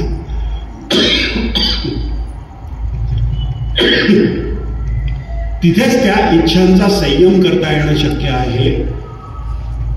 आणि तो संयम मनाच्या अंतर्मुख अवस्थेमध्ये होतो. मनाला तसा सराव करावा लागतो, मनाला तशी साधना करावी लागते, मनाचा संयम करावा लागतो, जसा वाणीचा संयम करावा लागतो. एखादा मनुष्य खूप बोलून एखादं काम करून घेईल, एखादा मनुष्य अत्यंत कमी शब्दामध्ये ते काम करून घेईल. एखादा मनुष्य त्याच्या हाताखालच्या नोकराला अशा पद्धतीने तयार करतो की त्याने नुसती खूण केल्यानंतर त्या नोकराला कळतं. तर म्हटलं की तपेला कळायला हवं, तर म्हटलं की ताक कळायला हवं आपण म्हणतो. या पद्धतीचा त्याचा क्रमविकास होतो. पशूंचा सुद्धा होतो, मनुष्याचा होणार नाही का? ही सगळी प्रक्रिया मानवी जीवनातली जी गुंतागुंतीची वाटणारी प्रक्रिया आहे, त्या प्रक्रियेचं सुलभीकरण भारतीय ज्ञानवारसा आपल्या पुढे करतो. पशुत्वापासून मनुष्यापर्यंत, मनुष्यत्वापासून ईश्वरत्वापर्यंत जो क्रमविकास आहे, तो क्रमविकास भारतीय परंपरा आपल्यातला करू शकते, करते. विवेकानंदांना ज्यावेळेला अमेरिकन लोक विचारतात की Swamiji what is the aim of Hinduism, Hindu धर्माचा उद्देश काय? कारण रिलिजन आणि धर्म दोन गोष्टी भिन्न आहेत. विवेकानंद पुन्हा पुन्हा सांगतात, शरीर धर्म आहे, मनोधर्म आहे, पितृधर्म आहे, अपत्य धर्म आहे, राष्ट्रधर्म आहे, प्रकृती धर्म आहे. धर्माची व्याप्ती खूप आहे. ख्रिश्चनिटी, इस्लाम, हिंदुइझम, बुद्धिझम अशा अर्थाने रिलिजन पाश्चात्य लोक जो शब्द वापरतात तो रिलिजन शब्द वेगळा आहे, धर्म हा शब्द वेगळा आहे. धर्म ही जाणीवच वेगळी आहे, त्याची व्याप्ती वेगळी आहे. मग what is the aim of religion असं विचारल्यानंतर स्वामीजी म्हणतात की the aim of Hinduism, I will tell you the aim of Hinduism. Hindu धर्माचा उद्देश काय आहे? The aim of Hinduism to evolve God out of material man. पंचमहाभूतांचा देह असलेल्या मनुष्यामधला ईश्वर जो आहे त्या ईश्वराचं प्रत्यक्ष प्रकटीकरण, याला आम्ही धर्म म्हणतो, हिंदू धर्म. आणि तोच उद्देश आहे, मनुष्यातला ईश्वर प्रकट झाला पाहिजे. धर्माच्या अतिरेकाने मनुष्यातला पशु ज्या वेळेला प्रकट होतो त्याला त्यावेळेला धर्म नाही म्हणतात, त्याला त्यावेळेला अधर्म म्हणावं लागतं. तो धर्म नव्हे, तो अधर्म. पशुत्व जर प्रकट होत असेल, हिंस्रता जर प्रकट होत असेल, पावित्र्य जर प्रकट होत असेल, शुद्धता जर प्रकट होत असेल, ज्ञान जर प्रकट होत असेल, निर्भयता जर प्रकट होत असेल, करुणा जर प्रकट होत असेल, प्रेम जर प्रकट होत असेल, तर त्याला धर्म म्हणता येतो. हे सगळे ईश्वराचे गुण आहेत. तो सर्वज्ञ आहे. मग सर्वज्ञतेच्या जवळ जाण्याचं तितकी ज्ञानाकांक्षा ज्यावेळेला जागृत होते आणि त्या पद्धतीचं ज्ञान ज्यावेळेला ग्रहण करायला लागतो मनुष्य, त्या पद्धतीच्या ज्ञानाचा अनुभव मनुष्य ज्यावेळेला घ्यायला लागतो त्यावेळेला त्या प्रमाणात तो ईश्वरत्व त्याच्यातलं जे आहे ते अनावृत्त होत जातं. मनुष्यातला ईश्वर अनावृत्त होतो. चांगला शिल्पकार त्याला जर विचारलं की का ही इतकी सुंदर मूर्ती कशी घडवली, तर तो शांतपणाने सांगतो की या मूर्ती व्यतिरिक्त त्या दगडामध्ये जे होतं ते सगळं मी काढून टाकलं. ज्ञान अनावृत्त होण्याची ही प्रक्रिया धर्म आणि आपली ग्रंथसंपदा, आपली परंपरा, आपली ज्ञान परंपरा आपल्याला शिकवते. हा ज्ञान वारसा जीवनाच्या सर्व क्षेत्रामध्ये आपल्यापर्यंत आलेला आहे. अर्थशास्त्रामध्ये आलेला आहे, कौटिल्यांनी मांडलेल्या, रामायणामध्ये आलाय, महाभारतामध्ये आलेला आहे, नीतिशास्त्रामध्ये आलेला आहे. या सगळ्या ग्रंथांमधनं केलेला उपदेश जो आहे तो एक एक उपदेश आपण जर बघितला तर अत्यंत वैज्ञानिक पद्धतीने आपल्याला त्या गोष्टी दिसतात. मीराबाई म्हणतात जल से पतला ज्ञान है. ज्ञान पाण्यापेक्षा प्रवाही आहे. मीराबाईंना कुठल्या युनिव्हर्सिटीत जाऊन कळलं.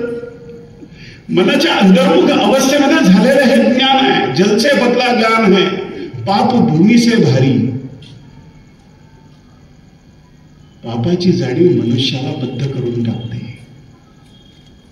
आणि भूमी जशी जड आहे, पृथ्वी तत्व जसं जड आहे, तशी पापाची जाणीव तुम्हाला जडत्वाच्या दिशेने नेते. पाप भूमी से भारी, क्रोध अगन से तेज है. अग्नी दाहक असतो की नाही, पण त्या अग्नीपेक्षा क्रोध जास्त दाहक असतो. रावणाची संपूर्ण लंका त्याच्या क्रोधाने भस्मसात झाली. भस्मसात होताना त्याच्यासह ती नाश पावली, तरी त्याला कळलं नाही. क्रोध स्वार झाल्यानंतर काय होतं एका मनुष्यावर याचं चिंतन धर्मसूत्र करतं. भगवद्गीता याचं चिंतन करते. ज्यावेळेला अर्जुन विचारतो श्रीकृष्णाला की मनुष्य पाप करायला का धजावतो, का पाप का करतो मनुष्य, अत्यंत सोपं सरळ उत्तर दिलंय श्रीकृष्णाने. धर्म समजायला अत्यंत सोपा आहे. कदाचित तो फार सोपा आहे म्हणूनच जगायला अवघड वाटत असेल लोकांना. गुंतागुंती असलेली मॅथमॅटिक्स मधली अनेक सूत्र लोक सहजपणाने सोडवतात आणि त्याच्यामध्ये डिस्टिंक्शन मिळवतात, 100 पैकी 100 मार्क मिळवतात. Integration, derivative, determinant, matrices, theory, mathematical logic, काय काय गोष्टी मनुष्य शिकतो. विज्ञान,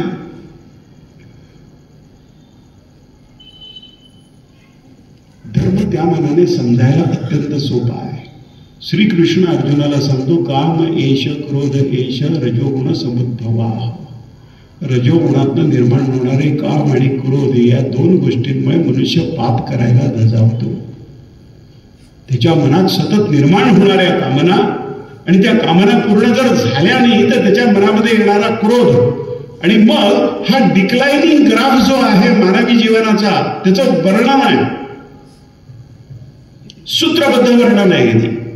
गणित जसं आपण एक एक पायरी सोडतो की नाही, तसं एक एक पायरी श्रीकृष्णाने सगळं समजावून सांगितलंय गीतेमध्ये.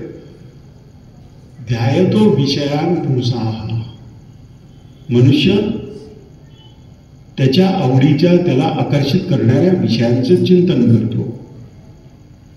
त्या विषयांच्या सान्निध्यात आल्यानंतर ध्यायतो विषयान पुंसाः संगस्तेषु उपजायते. त्याबद्दलची अभिलाषा त्याच्या मनामध्ये संगतीने निर्माण होते. संगात संजायते कामाः. मग ती कामना निर्माण होते. कामात भवती क्रोधाः. क्रोधात सम्मोह. कामना पूर्ण होत नाही. तसं जगात एक माणूस दाखवता येईल का की ज्याच्या सगळ्या कामना पूर्ण झाल्या? सगळ्या कामना कोणाच्याच पूर्ण होत नाहीत. का कामना पूर्ण होत नाही त्यावेळेला क्रोध उत्पन्न होतो. क्रोध उत्पन्न झाल्यानंतर माझी खरोखर हे अनुभवण्याची, हे घेण्याची, हा अनुभव घेण्याची पात्रता आहे की नाही हा विवेक राहत नाही. क्रोधात भवती सम्मोह. सम्मोहात स्मृती विभ्रमा. केलेले संस्कार मनुष्य विसरतो. रावण विसरला. कामनांवर नियंत्रण ठेवता आलं नाही. झालेले संस्कार सगळे विसरला.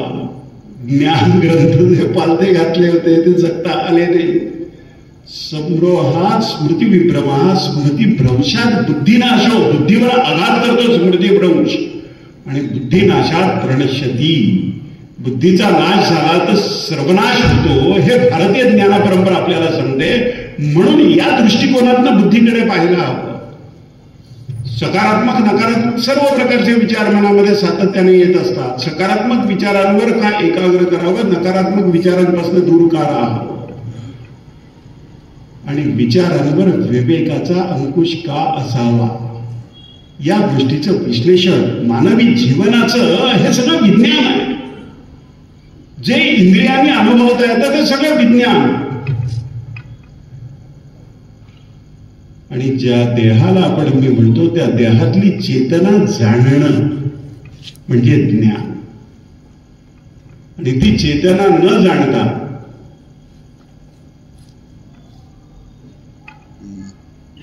जे नश्वर आहे त्याला शाश्वत मानणं हे अज्ञान. इतकी सुटसुटीत व्याख्या केलेली आहे. लहान मूल आहे ना, त्याचं नामकरण होतं, आई त्याच्या आत्या त्याच्या कानामध्ये नाव सांगते, मग आजपासून त्याला अजय म्हणा. ते अजय म्हणून हाक मारली की 2-4 दिवसात त्या बाळाला सवय होते. अजय म्हटलं की ते पाहतं पटकन, मी अजय आहे ही जाणीव त्याच्या मनामध्ये पक्की होते. ते अजय 4 महिन्याचा आहे तोही अजय पाहतो. तो 24 वर्षाचा झाल्यानंतरही अजय हाक मारल्यानंतर पाहतो. तो 50 वर्षाचा झाल्यानंतरही अजय म्हणून हाक मारल्यावर पाहतो. तो 80 वर्षाचा झाला आणि अजय म्हणून हाक मारली की पाहतो. कुणी आपला मित्र बोलवत आहे का? 80 वर्षाचा वृद्ध अजय या नावाने हाक मारल्यानंतर मागे वळून पाहणारा, जे 4 महिन्याचं 6 महिन्याचं बालक होतं अजय या नावाने हाक मारल्यानंतर पाहणारं, ते बालक आता कुठे आहे? तो 24 वर्षाचा तरुण आता कुठे आहे? तो 50शीचा मनुष्य कुठे आहे? त्याची रूपं बदलली तरी सुद्धा एक अजय, ही जाणीव, मी अजय आहे ही जाणीव कॉन्स्टंट आहे. हे अजय तर फक्त नाव आहे, कुठेतरी दिलेलं उसनवार. यातला मी जो आहे तो मी कॉन्स्टंट आहे. हा मी काय आहे? हा मी चेतना आहे आपल्या आतली. भारतीय शास्त्र आपल्याला सांगतात की हा मी जो आहे ही आपल्या आतली चेतना आहे आणि ती शाश्वत आहे. देहामध्ये इतकं परिवर्तन झालं तरी सुद्धा तो मी आहे ही जाणीव आहे. तर मृत्यूनंतरही ती जाणीव राहील, जन्मापूर्वी ती जाणीव होती. देहिनो अस्मिन, मी देही आहे. देहे कौमारम यौवनम जरा, या देहाच्या स्थितीत कौमार्य आहे, यौवन आहे, जरा व्याधी आहेत, आजारपण आहे, या सगळ्या देहाच्या अवस्था आहेत. हे माझी अवस्था नाहीये. देहिनो अस्मिन, मी देही आहे. यातला कॉन्स्टंट मी आहे, ती चेतना मी आहे. जो मी ही जाणीव आहे ती मी आहे, ती चेतना आहे, ती शाश्वत आहे. भारतीय ज्ञान वारसा या गोष्टी आपल्याला शिकवतो. आणि हे नुसतं तर्काने जाणून घ्यायचं, हे अनुभव घ्यायचा, याचा प्रत्यक्ष अनुभव आहे. आणि मग मनुष्य उत्क्रांत होतो. विवेकानंदांचं सर्वधर्म परिषदेतलं पहिलं sisters and brothers of America, it fills my heart with joy unspeakable to rise in response to the warm and cordial welcome which you have given us. ते पहिलं भाषण आहे, 5.5-6 मिनिटाचं भाषण आहे. अवघ्या 5.5-6 मिनिटाच्या भाषणाने एक मनुष्य विश्वविजयी कसा होऊ शकतो? ते वाचन एकदा वाचा तुम्ही, ते विवेकानंदांचं भाषण. तुम्हाला आश्चर्य वाटेल की या भाषणाने विवेकानंदांना विश्वविजयी कसं केलं. अमेरिकेने इतक्या सहजपणाने विवेकानंदांना कसं स्वीकारलं. अमेरिकेतले सगळे उच्च विद्याविभूषित लोक, शास्त्रज्ञांपासून प्राध्यापकांपर्यंत, जीवनाच्या प्रत्येक क्षेत्रामधली गुणवान माणसं, सर्वोत्तम गुणवत्ता असलेली माणसं, धर्माचार्यांपासून ज्या 5-7 हजार लोकांमध्ये उपस्थित आहे, ते सगळे लोक 5-7 मिनिटं, 5-5.5 मिनिटाच्या, 6 मिनिटाच्या एका एवढ्या भाषणाने इतके संमोहित कसं होऊ शकतात? असं काय त्या भाषणामध्ये? मनुष्य ज्या वेळेला बोलतो त्यावेळेला त्याच्या आतली शक्ती त्या शब्दांच्या रूपामधनं पोचत असते, संक्रमित होत असते. ते नुसते शब्द नाही आहे. रेल्वेचं तिकीट न काढता अनेक संघटनांचे लोक दिल्लीला नेतात हजारो लोकांना. तो पोस्टर छापतात रेल्वे स्टेशनवर, रस्त्याच्या कडेला, इकडे तिकडे सगळीकडे, चलो दिल्ली, चलो दिल्ली, चलो दिल्ली. कुणाच्याही अंतःकरणामध्ये चेतना निर्माण होत नाही त्या चलो दिल्लीमुळे.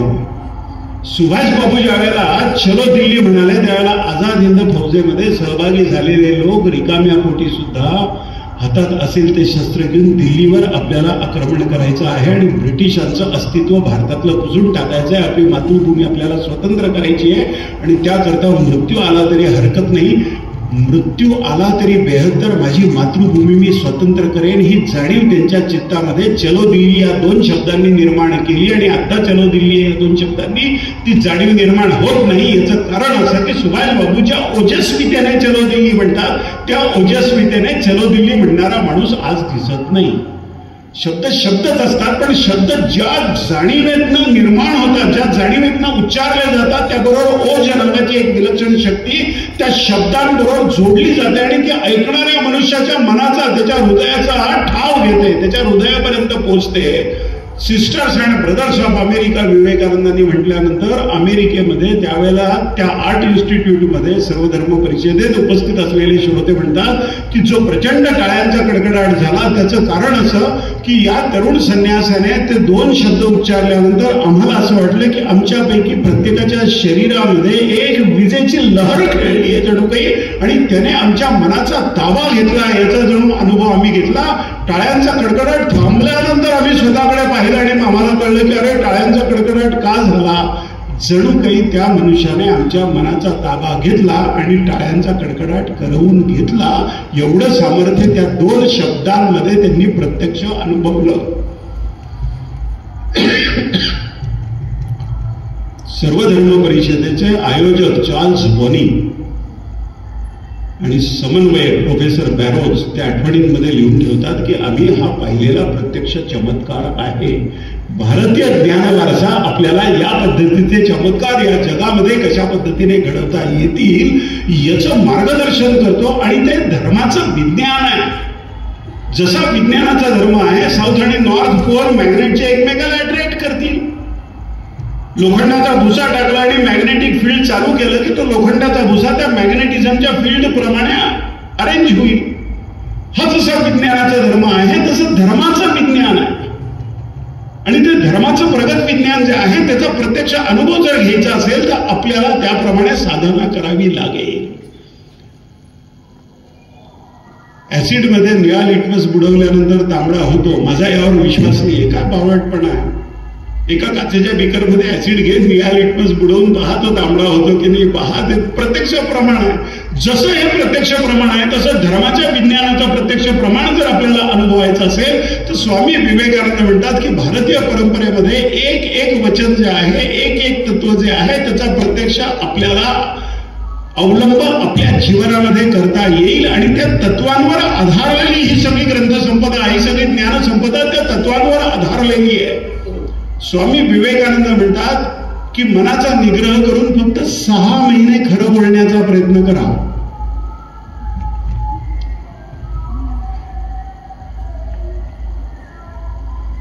फक्त 6 महिने खरं बोलण्याचा प्रयत्न करा. खोटं बोलण्याची किती उबळ आतनं आली तरी खोटं बोलू नका, खरं बोला. आणि खोटं बोलता येत नाही नियम केला म्हणून खोड्याने खोटं बोलायचं, डोळ्याने कोणाची दिशाभूल करायची असं करू नका.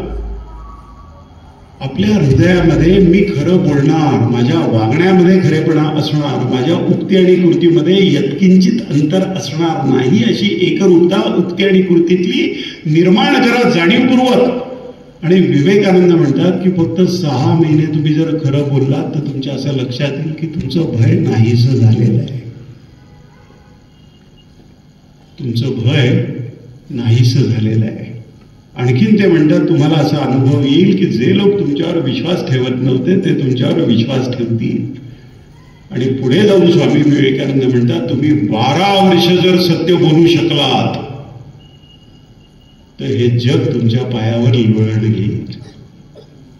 आणि मी या देहात नसलो तरी तुम्हाला बंधन करायला मी तिथे उपस्थित होईल. 12 वर्ष खरं बोलून दाखवा.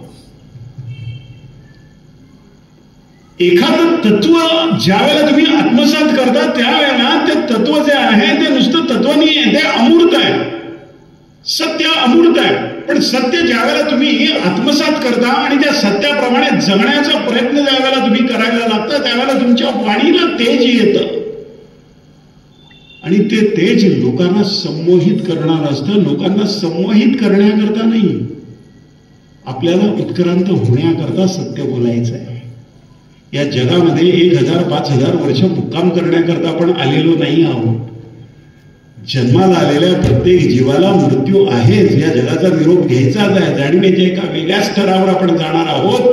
पण उत्क्रांतीच्या टप्प्यामध्ये अत्यंत मंद चेतना असलेल्या खनिजापासनं सूक्ष्म जीव, जंतू, पशु, पक्षी, सरपटणारे जीव सर्पासारखे, वनस्पती, हे सगळे टप्पे ओलांडत ओलांडत ओलांडत आपण उत्क्रांतीच्या मनुष्य नावाच्या एका टप्प्यावर आलेलो आहोत. इतपत इव्होल्युशन आपली झालेली आहे. डार्विनचा उत्क्रांतीचा सिद्धांत आणि भारतीय विचारदर्शनातला उत्क्रांतीचा सिद्धांत याच्यामध्ये अंतर आहे. आपण उत्क्रांत होत मनुष्य या अवस्थेपर्यंत आलेलो आहोत आणि मनुष्य या अवस्थेपासून आपल्याला ईश्वर या अवस्थेपर्यंत जायचंय. परत पशुत्वाकडे जायचं नाही, उलट नाही जायचं आपल्याला. पाणी वर चढवायला ऊर्जा लागते, पंप लागतो, पाईपलाईन लागते, वीज लागते, ती कनेक्शन सोडावी लागतात, फुटबॉल लागतो, पाणी सोडणार नाही ती मोटर याकरता. खालच्या टाकीत पाणी लागतं, मग ते पाणी मोटारीने वरच्या टाकीत चढवता येतं. पाणी वर चढवण्याकरता ऊर्जा लागते, वरची टाकी रिकामी करण्याकरता ऊर्जा लागत नाही. एक नळ नजर चुकीने चालू राहिला तर टाकी 1 तास 2 तासात रिकामी होते. मानवी देह ज्या पंचमहाभूतांपासून बनलेला आहे त्यातलं पृथ्वी तत्व आणि जलतत्व ही 2 जडतत्व आहे आणि त्यांचा उताराच्या दिशेने जाणं हा स्वभाव आहे. पाणी सांडलं की उताराच्या दिशेने जाईल, दगड सोडला की खाली पडेल, गुरुत्वाकर्षण नाही. मानवी देहावर पंचमहाभूतांपैकी पृथ्वी, आप, तेज, वायू आणि आकाश या पंचमहाभूतांपैकी पृथ्वी तत्व आणि जलतत्व या 2 तत्वांचा, जडतत्वांचा सर्वाधिक प्रभाव असल्याने मनुष्याचं स्खलन होणं, अधपतन होणं हे स्वाभाविक आहे. व्यसन कसं करावं याचे क्लासेस आहेत का? आपोआप होतं, शिकवावं लागत नाही. तबला कसा वाजवावा,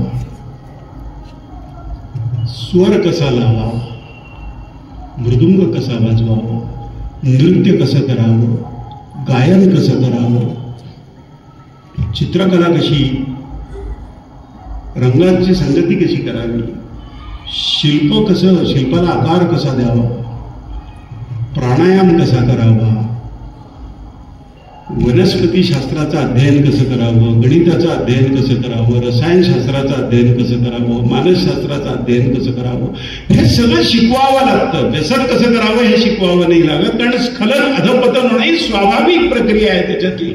या 2 पंचमहाभूतांपैकी जड तत्वांचा त्याच्यावरचा परिणाम आहे आणि त्या जड तत्वांच्या परिणामाच्या पलीकडे आपल्याला जर जायचं असेल तर आपल्याला जास्त ऊर्जा वापरावी लागेल. त्याला भारतीय ज्ञान परंपरेमध्ये साधना असं म्हणतात. ती साधना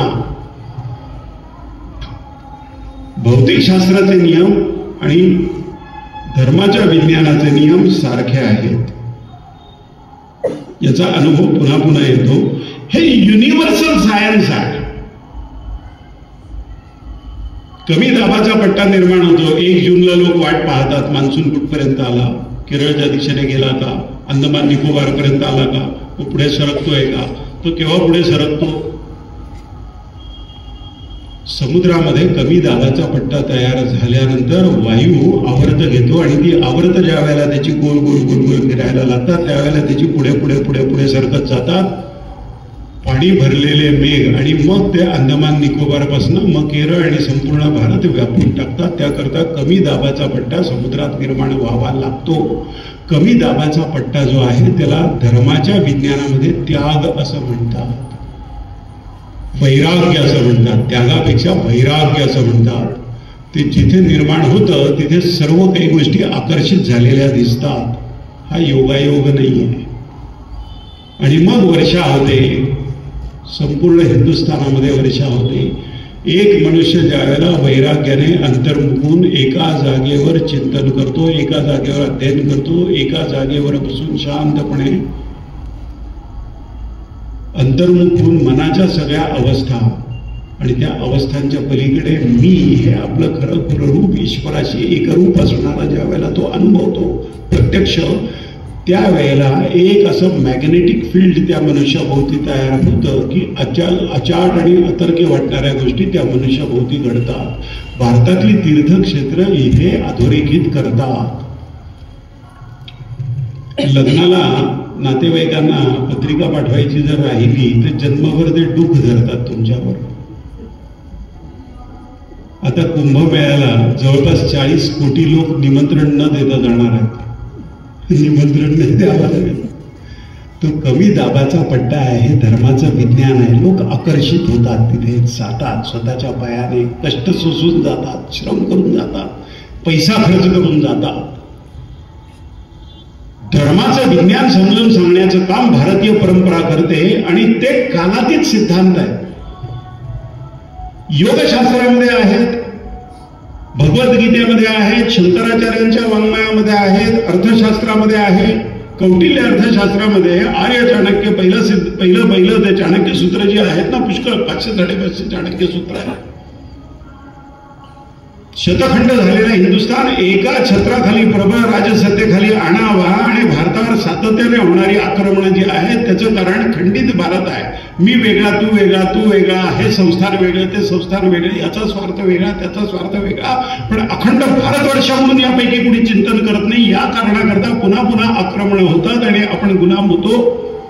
आपल्याला त्याची किंमत मोजावी लागते, आपली लूट होते, इथे विध्वंस होतो. हे चाणक्यांनी ज्यावेळेला अनुभवलं त्यावेळेला चाणक्यांनी शतखंड झालेला हिंदुस्थान अखंड करण्याकरता ज्या ज्या गोष्टींचा अवलंब केला आणि तसं सामर्थ्य संपन्न राजसत्ता चंद्रगुप्त मौर्याच्या नेतृत्वाखाली निर्माण केली चाणक्यांनी, ते सगळे अनुभव जे आहेत ते संकलन करून त्या सगळ्या अनुभवांचे एकत्रित लिखाण चाणक्यांनी एका पर्णकुटीमध्ये बसून शांतपणे निस्संगपणाने केलं आणि तो कौटिल्य अर्थशास्त्र नावाचा ग्रंथ आजही जसाच्या तसा उपलब्ध आहे. हे परमभाग्य आहे आपलं. त्या चाणक्य सूत्र त्यातली जी आहे त्यातलं पहिलं चाणक्य सूत्र आहे सुखस्य मूलम धर्मा. सुखाचं तुम्हाला सुखी व्हायचं असेल तर तुम्हाला धर्माचं अनुसरण करावं लागेल. अद्यावत यात काय आहे, अधर्माने वागाल तर तुम्ही दुःखी व्हाल. मी ज्या डॉक्टरांकडे जाईन ते प्रामाणिक असायला पाहिजेत. माझी मुलं ज्या शिक्षकांकडे जातात शिकवणीला ते प्रामाणिक असले पाहिजेत. ते ज्या कॉलेजमध्ये प्राध्यापकांकडनं शिकतात ते प्राध्यापक प्रामाणिक पाहिजेत. न्यायालयामध्ये माझ्यावर एखादा अन्याय जर झाला म्हणून मी खटला दाखल केला तर माझा वकील प्रामाणिक पाहिजे. न्यायाधीश न्यायाची बाजू मला असेल माझी असेल तर त्या बाजूने कौल देणारे प्रामाणिक पाहिजेत. माझे राजकारणी प्रामाणिक पाहिजेत. ज्यांच्या दुकानामधून मी वस्तू विकत घेतो ते लोक प्रामाणिक पाहिजेत. फक्त मी अप्रामाणिक असलो तर चालेल असं नाही शक्य ना. व्याधी जशा संसर्गजन्य असतात, कोरोना का लहान आहे का मोठा आहे, तरुण आहे का वृद्ध आहे, स्त्री का पुरुष आहे, श्रीमंत आहे का गरीब आहे, नाही, सगळ्यांना एकसारखाच झाला. सगळ्यांनी एकसारखी काळजी घ्यावी लागली. तसे ही जी सूत्र आहे त्या सूत्रांमध्ये भेद नाही आहे, कुणामध्ये काही भेदभाव नाही आहे. सगळ्यांना एकसारखे नियम आहे. तुम्हाला सुखी व्हायचं असेल तर तुम्हाला धर्माचं अनुसरण करावं लागेल. सुखस्य मूलम धर्म हा, धर्मस्य मूलम अर्थ हा. अर्थसत्तेशिवाय धर्माचरण करता येणार नाही. आणि धर्म म्हटला की त्याग आला, धर्म म्हटला की दान आलं. अर्थसत्तेशिवाय ते शक्यच नाहीये. सुखस्य मूलम धर्म हा, धर्मस्य मूलम अर्थ हा, अर्थ मूलम राज्य. संपत्ती निर्माण करायची असेल तर एक व्यवस्था लागेल ना तुम्हाला. ती व्यवस्था म्हणजे राज्य. जसं आपलं महाराष्ट्र राज्य आहे, जसा भारत देश आहे, अमेरिका देश आहे, जगाच्या पाठीवरचे अनेक देश आहेत. एक व्यवस्था लागेल ना, ऑर्गनायझेशन लागेल ना.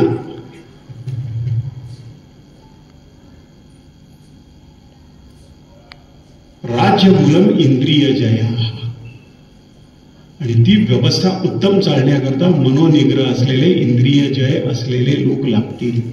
चाणक्यांनी 2300 वर्षापूर्वी कौटिल्य अर्थशास्त्र नावाचा ग्रंथ लिहिला. अमेरिकेमध्ये बिल क्लिंटन नावाचे एक राष्ट्राध्यक्ष झाले आणि ते खूप रंगेलपणा त्यांचा जो आहे तो अमेरिकन लोकांपर्यंत पोहोचला. आणि तो रंगेलपणा अमेरिकन लोकांपर्यंत पोहोचल्यानंतर स्वैराचार हे अमेरिकन सामाजिक जीवनातली जवळपास सामान्य बाब आहे असं अमेरिकन जीवन पाहिल्यानंतर आपल्याला कळतं. पण त्या सगळ्या अमेरिकन लोकांना, नागरिकांना बिल क्लिंटनवर मोनिका लेविन्स्की प्रकरणामध्ये महाभियोग चालवावा की न चालवावा या विषयावर ज्यावेळेला जनमत तपासलं त्यावेळेला 90% जास्त अमेरिकन लोकांनी झालेल्या सर्वेमध्ये असं सांगितलं की आम्हाला आमचा राष्ट्राध्यक्ष शुद्ध चारित्र्याचा हवा, राज्य मूलम इंद्रिय जया, हा विचार किती शाश्वत आहे मानवी मनातला. कुठल्याही राजकारण्याला विचारा, बऱ्या वाईट अनेक गोष्टींनी त्याचं जीवन आणि त्याची राजनीती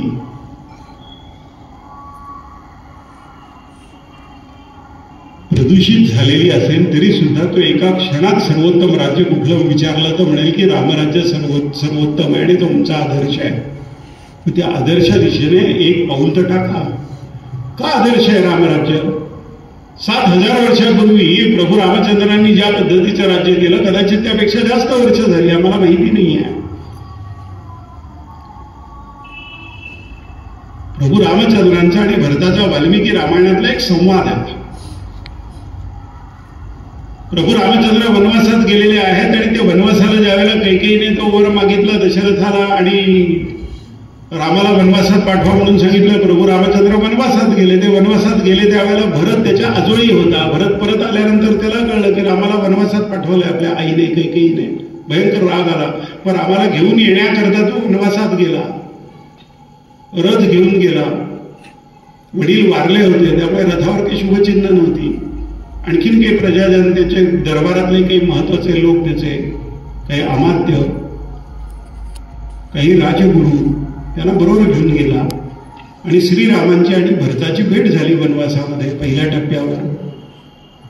प्रभू रामचंद्रांना तो सांगतो भरत की आपण या अयोध्येचे प्रजाजन डोळ्यात प्राण आणून तुमची वाट पाहतायत. राम विचारतात त्याला की या रथावर शुभचिन्ह का नाही आहेत राजवंशाची आपल्या? तो म्हणतो की आपले राजा दशरथ तुमची पाठ फिरल्यानंतर वियोगाने निजधामी गेले, देवाघरी गेले, मृत्यू झाला त्यांचा. तुम्ही चला. प्रभू रामचंद्र म्हणतात नाही, मी वचन दिलंय, मी येऊ नाही शकत आता, वनवास पूर्ण करूनच येईन मी. मग म्हणतो तुमच्या पादुका द्या, त्या सिंहासनावर ठेवून मी व्रतस्थ राहून राज्यकारभार चालवेन. मग प्रभू रामचंद्रांच्या पादुका सिंहासनावर ठेवून कारभार करायचा, तर कारभार कसा करायचा हा प्रश्न विचारत होतो. अमात्यांच्या नियुक्त्या करायला हव्या, अमात्य चांगले हवे, सज्जन हवे, अमात्यांच्या नियुक्त्या करताना काय काय काळजी घ्यायला हवी असं तो विचारतो. प्रभू रामचंद्र त्याला सांगतात की अमात्य प्रामाणिक हवेत, अमात्यांची तुझ्यावर आणि राजसिंहासनावर दोन्हीवर निष्ठा हवी. ज्या विषयाचा कार्यभाग अमात्यांवर तू सोपवलेला आहे त्यात ते निष्णात असायला हवे, ते शुद्ध चारित्र्याचे असायला हवे.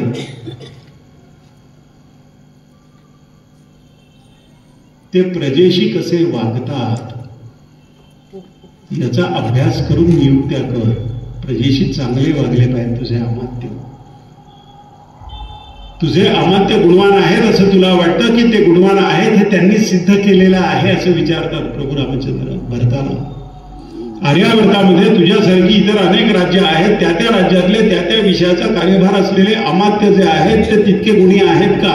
आणि ते जर गुणी असतील तर तुझ्या अमात्यांना त्यांच्याकडनं आपण काही शिकावं असं वाटतं का? ही लवचिकता त्यांच्या मनात आहे का? ही ज्ञानाकांक्षा त्यांच्या मनात आहे का? असे अमात्य नेम की ज्यांच्यामध्ये ज्ञानाकांक्षा राहील, सतत सुधारणा आपल्या वर्तनामध्ये आपल्या कारभारामध्ये करावी अशी एक आंतरिक तीव्र इच्छा त्यांच्या मनामध्ये असायला हवी. आणि त्याच्यापुढे प्रभू रामचंद्र म्हणतात की तुझ्या अमात्यांबद्दल तुझ्या प्रजाजनांचं मत काय आहे? आत्ताच्या सरकारी नोकरांबद्दल प्रजाजनांचं मत काय आहे असं कोणी आपल्याला विचारलं नाही. देश स्वतंत्र झाल्यावर 75 वर्षांनी सुद्धा प्रभू रामचंद्र 7000 वर्षांपूर्वी विचारतात की तुझ्या अमात्यांबद्दल प्रजाजनांचं मत काय आहे? आणि त्यांचं चारित्र्य जे आहे ते तुझ्या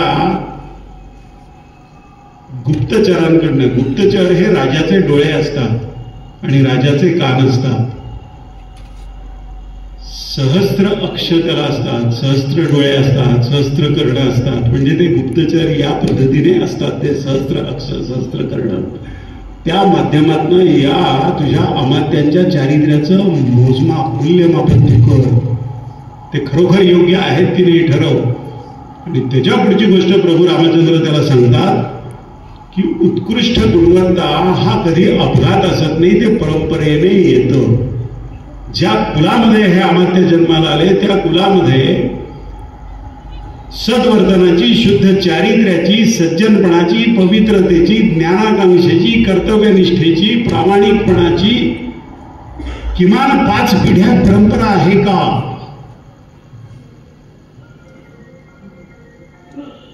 आज 7000 वर्षांनंतर प्रभू रामचंद्रांनी सांगितलेले सिद्ध एखाद्या थंब रूल सारखे जसेच्या तसे जरी आपण आत्मसात केले तरी सुद्धा आपल्या व्यवस्था बदलायला वेळ नाही लागणार. ज्ञानाचा मानवी जीवनातल्या सुखदुःखाशी इतका जवळचा संबंध आहे. आणि हे संस्कार दुर्दैवाने आपल्या शिक्षणामध्ये आपण केले नाहीये. सद्यस्थिती जी आहे ती सद्यस्थिती आपल्या या परंपरेपासून पूर्ण विपरीत शिक्षण देण्याची आपण केली.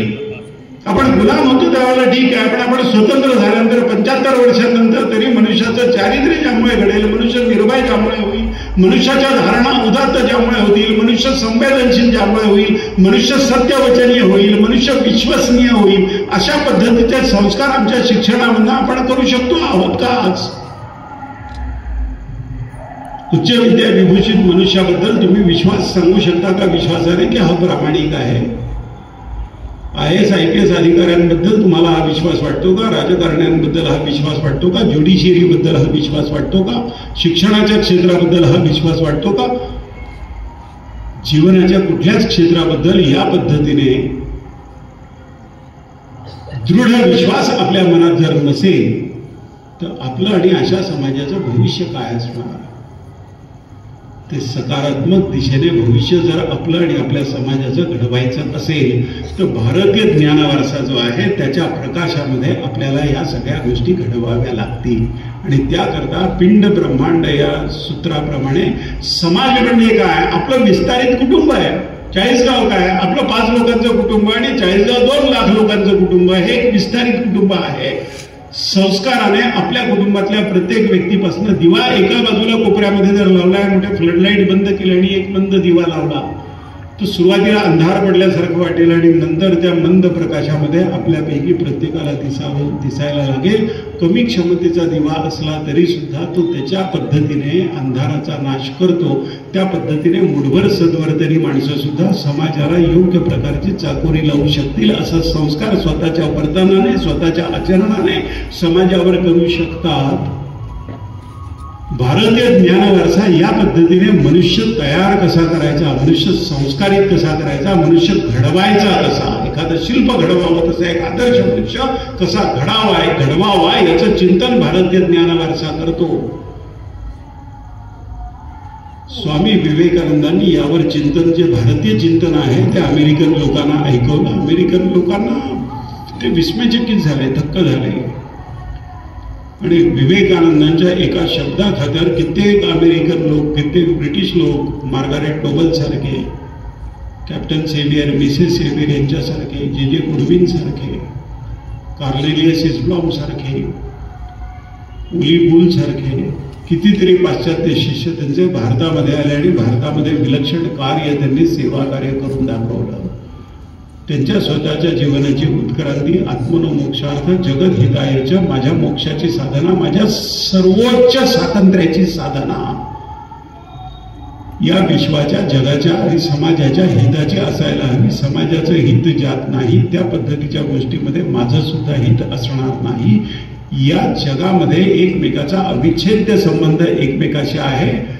CFC एमिशन, क्लोरोफ्ल्युरो कार्बनचं एमिशन विकसित राष्ट्रांनी केलं म्हणून अविकसित राष्ट्रांना सुद्धा झटका बसतो. ज्या संपूर्ण पृथ्वीवरच्या मानव जातीला प्रदूषणामुळे झटका बसतो. या पद्धतीची एकरूपता या विश्वामध्ये सर्व गोष्टींमध्ये असते. म्हणून स्वामी विवेकानंद भारतीय ज्ञानवारसा डोळ्यापुढे ठेवून आपल्याला असं सांगतात की तुम्ही एक गोष्ट पक्की लक्षात ठेवा की तुमची एक साधी, सोपी, छोटीशी सकारात्मक कृती त्या प्रमाणामध्ये या जगाचं कल्याण करेल. आणि एक साधी, सरळ पण नकारात्मक कृती तुमच्या जीवनात तुम्ही केली तर त्या प्रमाणात या जगाचं ती कृती नुकसान करेल यात संदेह नाही. एक साधी कृती करा. चाळीसगावमध्ये समजा एक मनुष्य आला आणि तो पत्ता विचारतो की तो आमची शाळा कुठे आहे. गंमत म्हणून जरी एखाद्या मनुष्याने सांगितलं बरोबर विरुद्ध दिशा दाखवली आणि तो कारवाला बिचारा 1-2-5 किलोमीटर गेला आणि तिकडे विचारल्यावर ते एखाद्या माणसाने सांगितलं त्याला की अहो काय वेड्यासारखं आहे, इकडे या मागे बाजूला या बाजूला राहिली. तो म्हणेल की अहो चाळीसगावमध्ये माणसं खोटी बोलतात. त्या एका मनुष्यावरनं शीतावरनं भाताची परीक्षा होते त्याप्रमाणे एका मनुष्याने त्याची दिशाभूल जर केली तर त्यावरनं मूल्यमापन होतं. पण एका मनुष्याने योग्य सल्ला जर दिला, योग्य माहिती दिली, खरीखुरी माहिती दिली तर त्या गावाबद्दल, त्या शहराबद्दल, त्या समाजाबद्दल सकारात्मक मत तयार होतं. एल्फिन्स्टनच्या जीवनातला एक ब्रिटिश अधिकारी एल्फिन्स्टन नावाचा, त्याच्या जीवनातला एक प्रत्यक्ष घडलेला प्रसंग सांगतो आणि मग आपण थांबूया. भारतीय ज्ञान परंपरेचा संस्कार किती खोलवर असू शकतो अशिक्षित व्यक्तीमध्ये सुद्धा हे लक्षात यावं याकरता तो प्रसंग आपल्याला सांगतो. एल्फिन्स्टन ज्यावेळेला महाराष्ट्रात फिरत होता त्यावेळेला महाराष्ट्र आणि कर्नाटकाच्या सरहद्दीवर त्याचा मुक्काम होता. तिथे त्यांची एक छावणी होती ब्रिटिशांची आणि संध्याकाळची वेळ होती, सूर्य अस्ताला चाललेला होता आणि एल्फिन्स्टन आणि त्याच्याबरोबरचे काही ब्रिटिश अधिकारी त्या टेबल आणि खुर्च्या घेऊन बसलेले होते आणि ते कॉफी पान करत होते आणि बोलत होते. काही चर्चा चालू होत्या त्यांच्या राज्यकारभाराच्या. त्या चर्चा करत असताना बोलता बोलता सारखा व्यत्यय यायला लागला त्यांच्या बोलण्यामध्ये. त्या ब्रिटिशांचे जे घोडे होते त्या घोड्यांकरता गवताचे भारे आणणारे कोणी बायका होत्या तिथे, त्या कामगार होत्या, कानडी भाषा बोलणाऱ्या आणि त्यांच्या डोक्यावरचे ते भारे तिथे खाली ठेवलेले होते आणि त्यांचा जो कारकून आहे तो कारकून त्यांचा हिशोब करत होता. एका भाऱ्याला 1 आणा ते द्यायचे. त्यावेळेला 3 भारे आणलेले आहेत तर 3 आणे असतात, 3 आणे त्यांनी द्यायचे ठरले आणि 4 आणे त्याच्याकडे सुटे नव्हते त्यामुळे 4 आणे मी देतो असं तो म्हणाला. आणि त्या बायकांचे 4 आणे स्वीकारायला तयार होत नव्हत्या आणि ते कडकड कडकड त्यांचा आवाज यायला लागला होता. एल्फिन्स्टन म्हणाला काय मूर्खपणा आहे, आम्ही महत्वाची चर्चा करतो आणि तुम्ही काय आरडाओरडा करताय म्हणाले. त्या कारकुनाला बोलवून घेतलं म्हणजे काय मूर्खपणा चाललेला आहे. म्हणे त्या बायका भावाट आहेत त्यांना काही कळत नाहीये, अडाणी आहेत त्या. म्हणजे तुझी अक्कल चालवू नको, त्या अडाणी आहेत की नाही मी पाहतो नेमकं काय काय बोलणं चाललंय तुमचं मला कळलं पाहिजे. ती जे बोलते ते तसंच्या तसं मला सांग भाषांतर करून असं सांगतो तो एल्फिन्स्टन. पण तो म्हणतो की अहो त्या 3 बायकांनी मिळून 3 गवताच्या गंजा आणले, त्या भारे आणलेले, प्रत्येकीला 1 आणा द्यायचा तर 3 आणे देतात. त्याऐवजी मी तिला 4 आणे देतो सांगतो कारण माझ्याकडे सुटे नाही आहेत पैसे. उद्याचे गवताचे भारे आणतील त्यातनं 1 आणा वजा करता येईल हिशोबामध्ये असं मी तिला सांगतो. पण तिला कळत नाहीये, ती मूर्ख आहे, अडाणी आहे. ती बाई परत काहीतरी बोलते. मग एल्फिन्स्टन म्हणतो ती काय बोलते तसं मला सांग, तुझा एक शब्द सुद्धा त्यात नको, ती काय बोलते ते तसं मला सांग. मग तो सांगतो म्हणे हा नालायक कारकून तुमचा, असं ती म्हणते. हा तुमचा नालायक कारकून मला म्हणतो 3 आण्याऐवजी 4 आणे घे, 1 आणा जास्त देतो, उद्या गवताचे भारे आणून त्यावेळेला त्यातनं 1 आणा वजा करू असं हा म्हणतो. मग एल्फिन्स्टन त्याला म्हणतो की मग अडचण काय विचार तिला. त्यावर ती स्त्री म्हणते, अडाणी स्त्री ती म्हणते, गवताचा भार आणणारी, ती म्हणते जीवनाचा काय भरोसा. आज रात्रीतनं जर माझे प्राण गेले त्या नालायकाचा 1 आणा देण्याकरता मला पुन्हा जन्म घ्यावा लागेल इथे.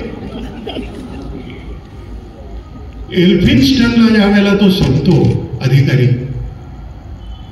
एल्फिन्स्टन त्याच्या रोजनिशीमध्ये लिहितो की माझ्या तळपायापासून मस्तकापर्यंत शहारलो मी आणि इतके प्रामाणिक आणि नीतिमान भारतीय असतील तर यांच्यावर आम्हाला राज्य करता येणार नाही हे लिहून ठेवतो एल्फिन्स्टन. आणि भारतीय समाज पुन्हा पुन्हा गुलाम का झाला याची मीमांसा करताना rise and fall of Maratha empire यावर लिहिताना न्यायमूर्ती रानडे लिहितात की भारतीय मनुष्याला जेव्हापासून स्वतःच्या सत्सद विवेकाची प्रतारणा करण्याची सवय लागली तेव्हापासून भारतीय मनुष्य गुलाम व्हायला सुरुवात झाली. एखादा वज्रलेप करावा किंवा एखादा शिलालेख लिहावा, त्याप्रमाणे ही 2 वाक्य आपण आपल्या लक्षात ठेवायला हवीत आयुष्यभर भारतीयांनी, की जर आपण नीतिमान असू तर आपल्याला कधी गुलामगिरीचा सामना करावा लागणार नाही. आपण जर भ्रष्ट असू, थोड्या थोड्या गोष्टींसाठी स्वतःच्या सत्सद विवेकाशी प्रतारणा जर आपण करायला तयार असू, तर समुद्रमार्गे स्फोटकं मुंबईला येतील आणि सिरियल बॉम्ब ब्लास्ट होतील. समुद्रमार्गे 10 दहशतवादी मुंबईत धडकतील आणि 166 लोकांचा निर्दयतेने गोळ्या घालून हत्या करून टाकतील. या पद्धतीची संकट या देशावर भविष्यात कधीही यायला नको असं आम्हाला वाटत असेल तर आमची प्रत्येक व्यवस्था प्रामाणिकपणावर, सत्यावर आधारलेली असायला हवी. जरी सत्यमेव जयते प्रत्येक सरकारी कचेरीच्या बाहेर आपण लिहितो, तरी आपल्यापैकी प्रत्येक मनुष्य हे जाणतो की सत्य अतिदक्षता विभागात कुलपात बंद केलेलं आहे. ते सत्य जर बाहेर आलं तर कोणाकोणाला वस्त्रहरण सहन करावं लागेल याचा अंदाज आपल्या समाजाला पक्का आहे. पण शास्त्र सर्वकालीन सत्य सांगतात, भारतीय ज्ञान परंपरा सर्वकालीन सत्य सांगते. सर्वकालीन सत्य हे की जोपर्यंत तुमचा जीवन व्यवहार सत्यावर येत नाही, धर्माचरणावर येत नाही, तोपर्यंत आपला समाज आणि व्यक्ती म्हणून आपण सुखी होणं संभवत नाही. सुखस्य मूलम धर्मा हा भारतीय ज्ञानावरचा प्रदीर्घ आहे. आजच्या या छोट्याशा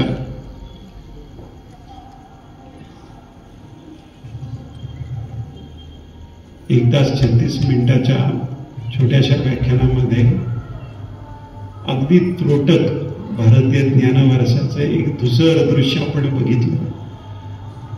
प्रदीर्घ काळ 8 दशकांपेक्षा जास्त जी व्याख्यानमाला चालते आणि इतकी वर्ष खूप मोठे मोठे ख्यातनाम ज्ञानी, व्यासंगी, बुद्धिमान, गुणवान आपापल्या क्षेत्रामध्ये मौलिक कामगिरी करणाऱ्या लोकांना श्रोता म्हणून आपण ऐकलेलं आहे. आपण शांतपणे माझं व्याख्यान ऐकून घेतलं, याकरता मी आपल्याला आणि कार्यक्रमाच्या संयोजकांना खूप खूप धन्यवाद देतो. वंदे मातरम.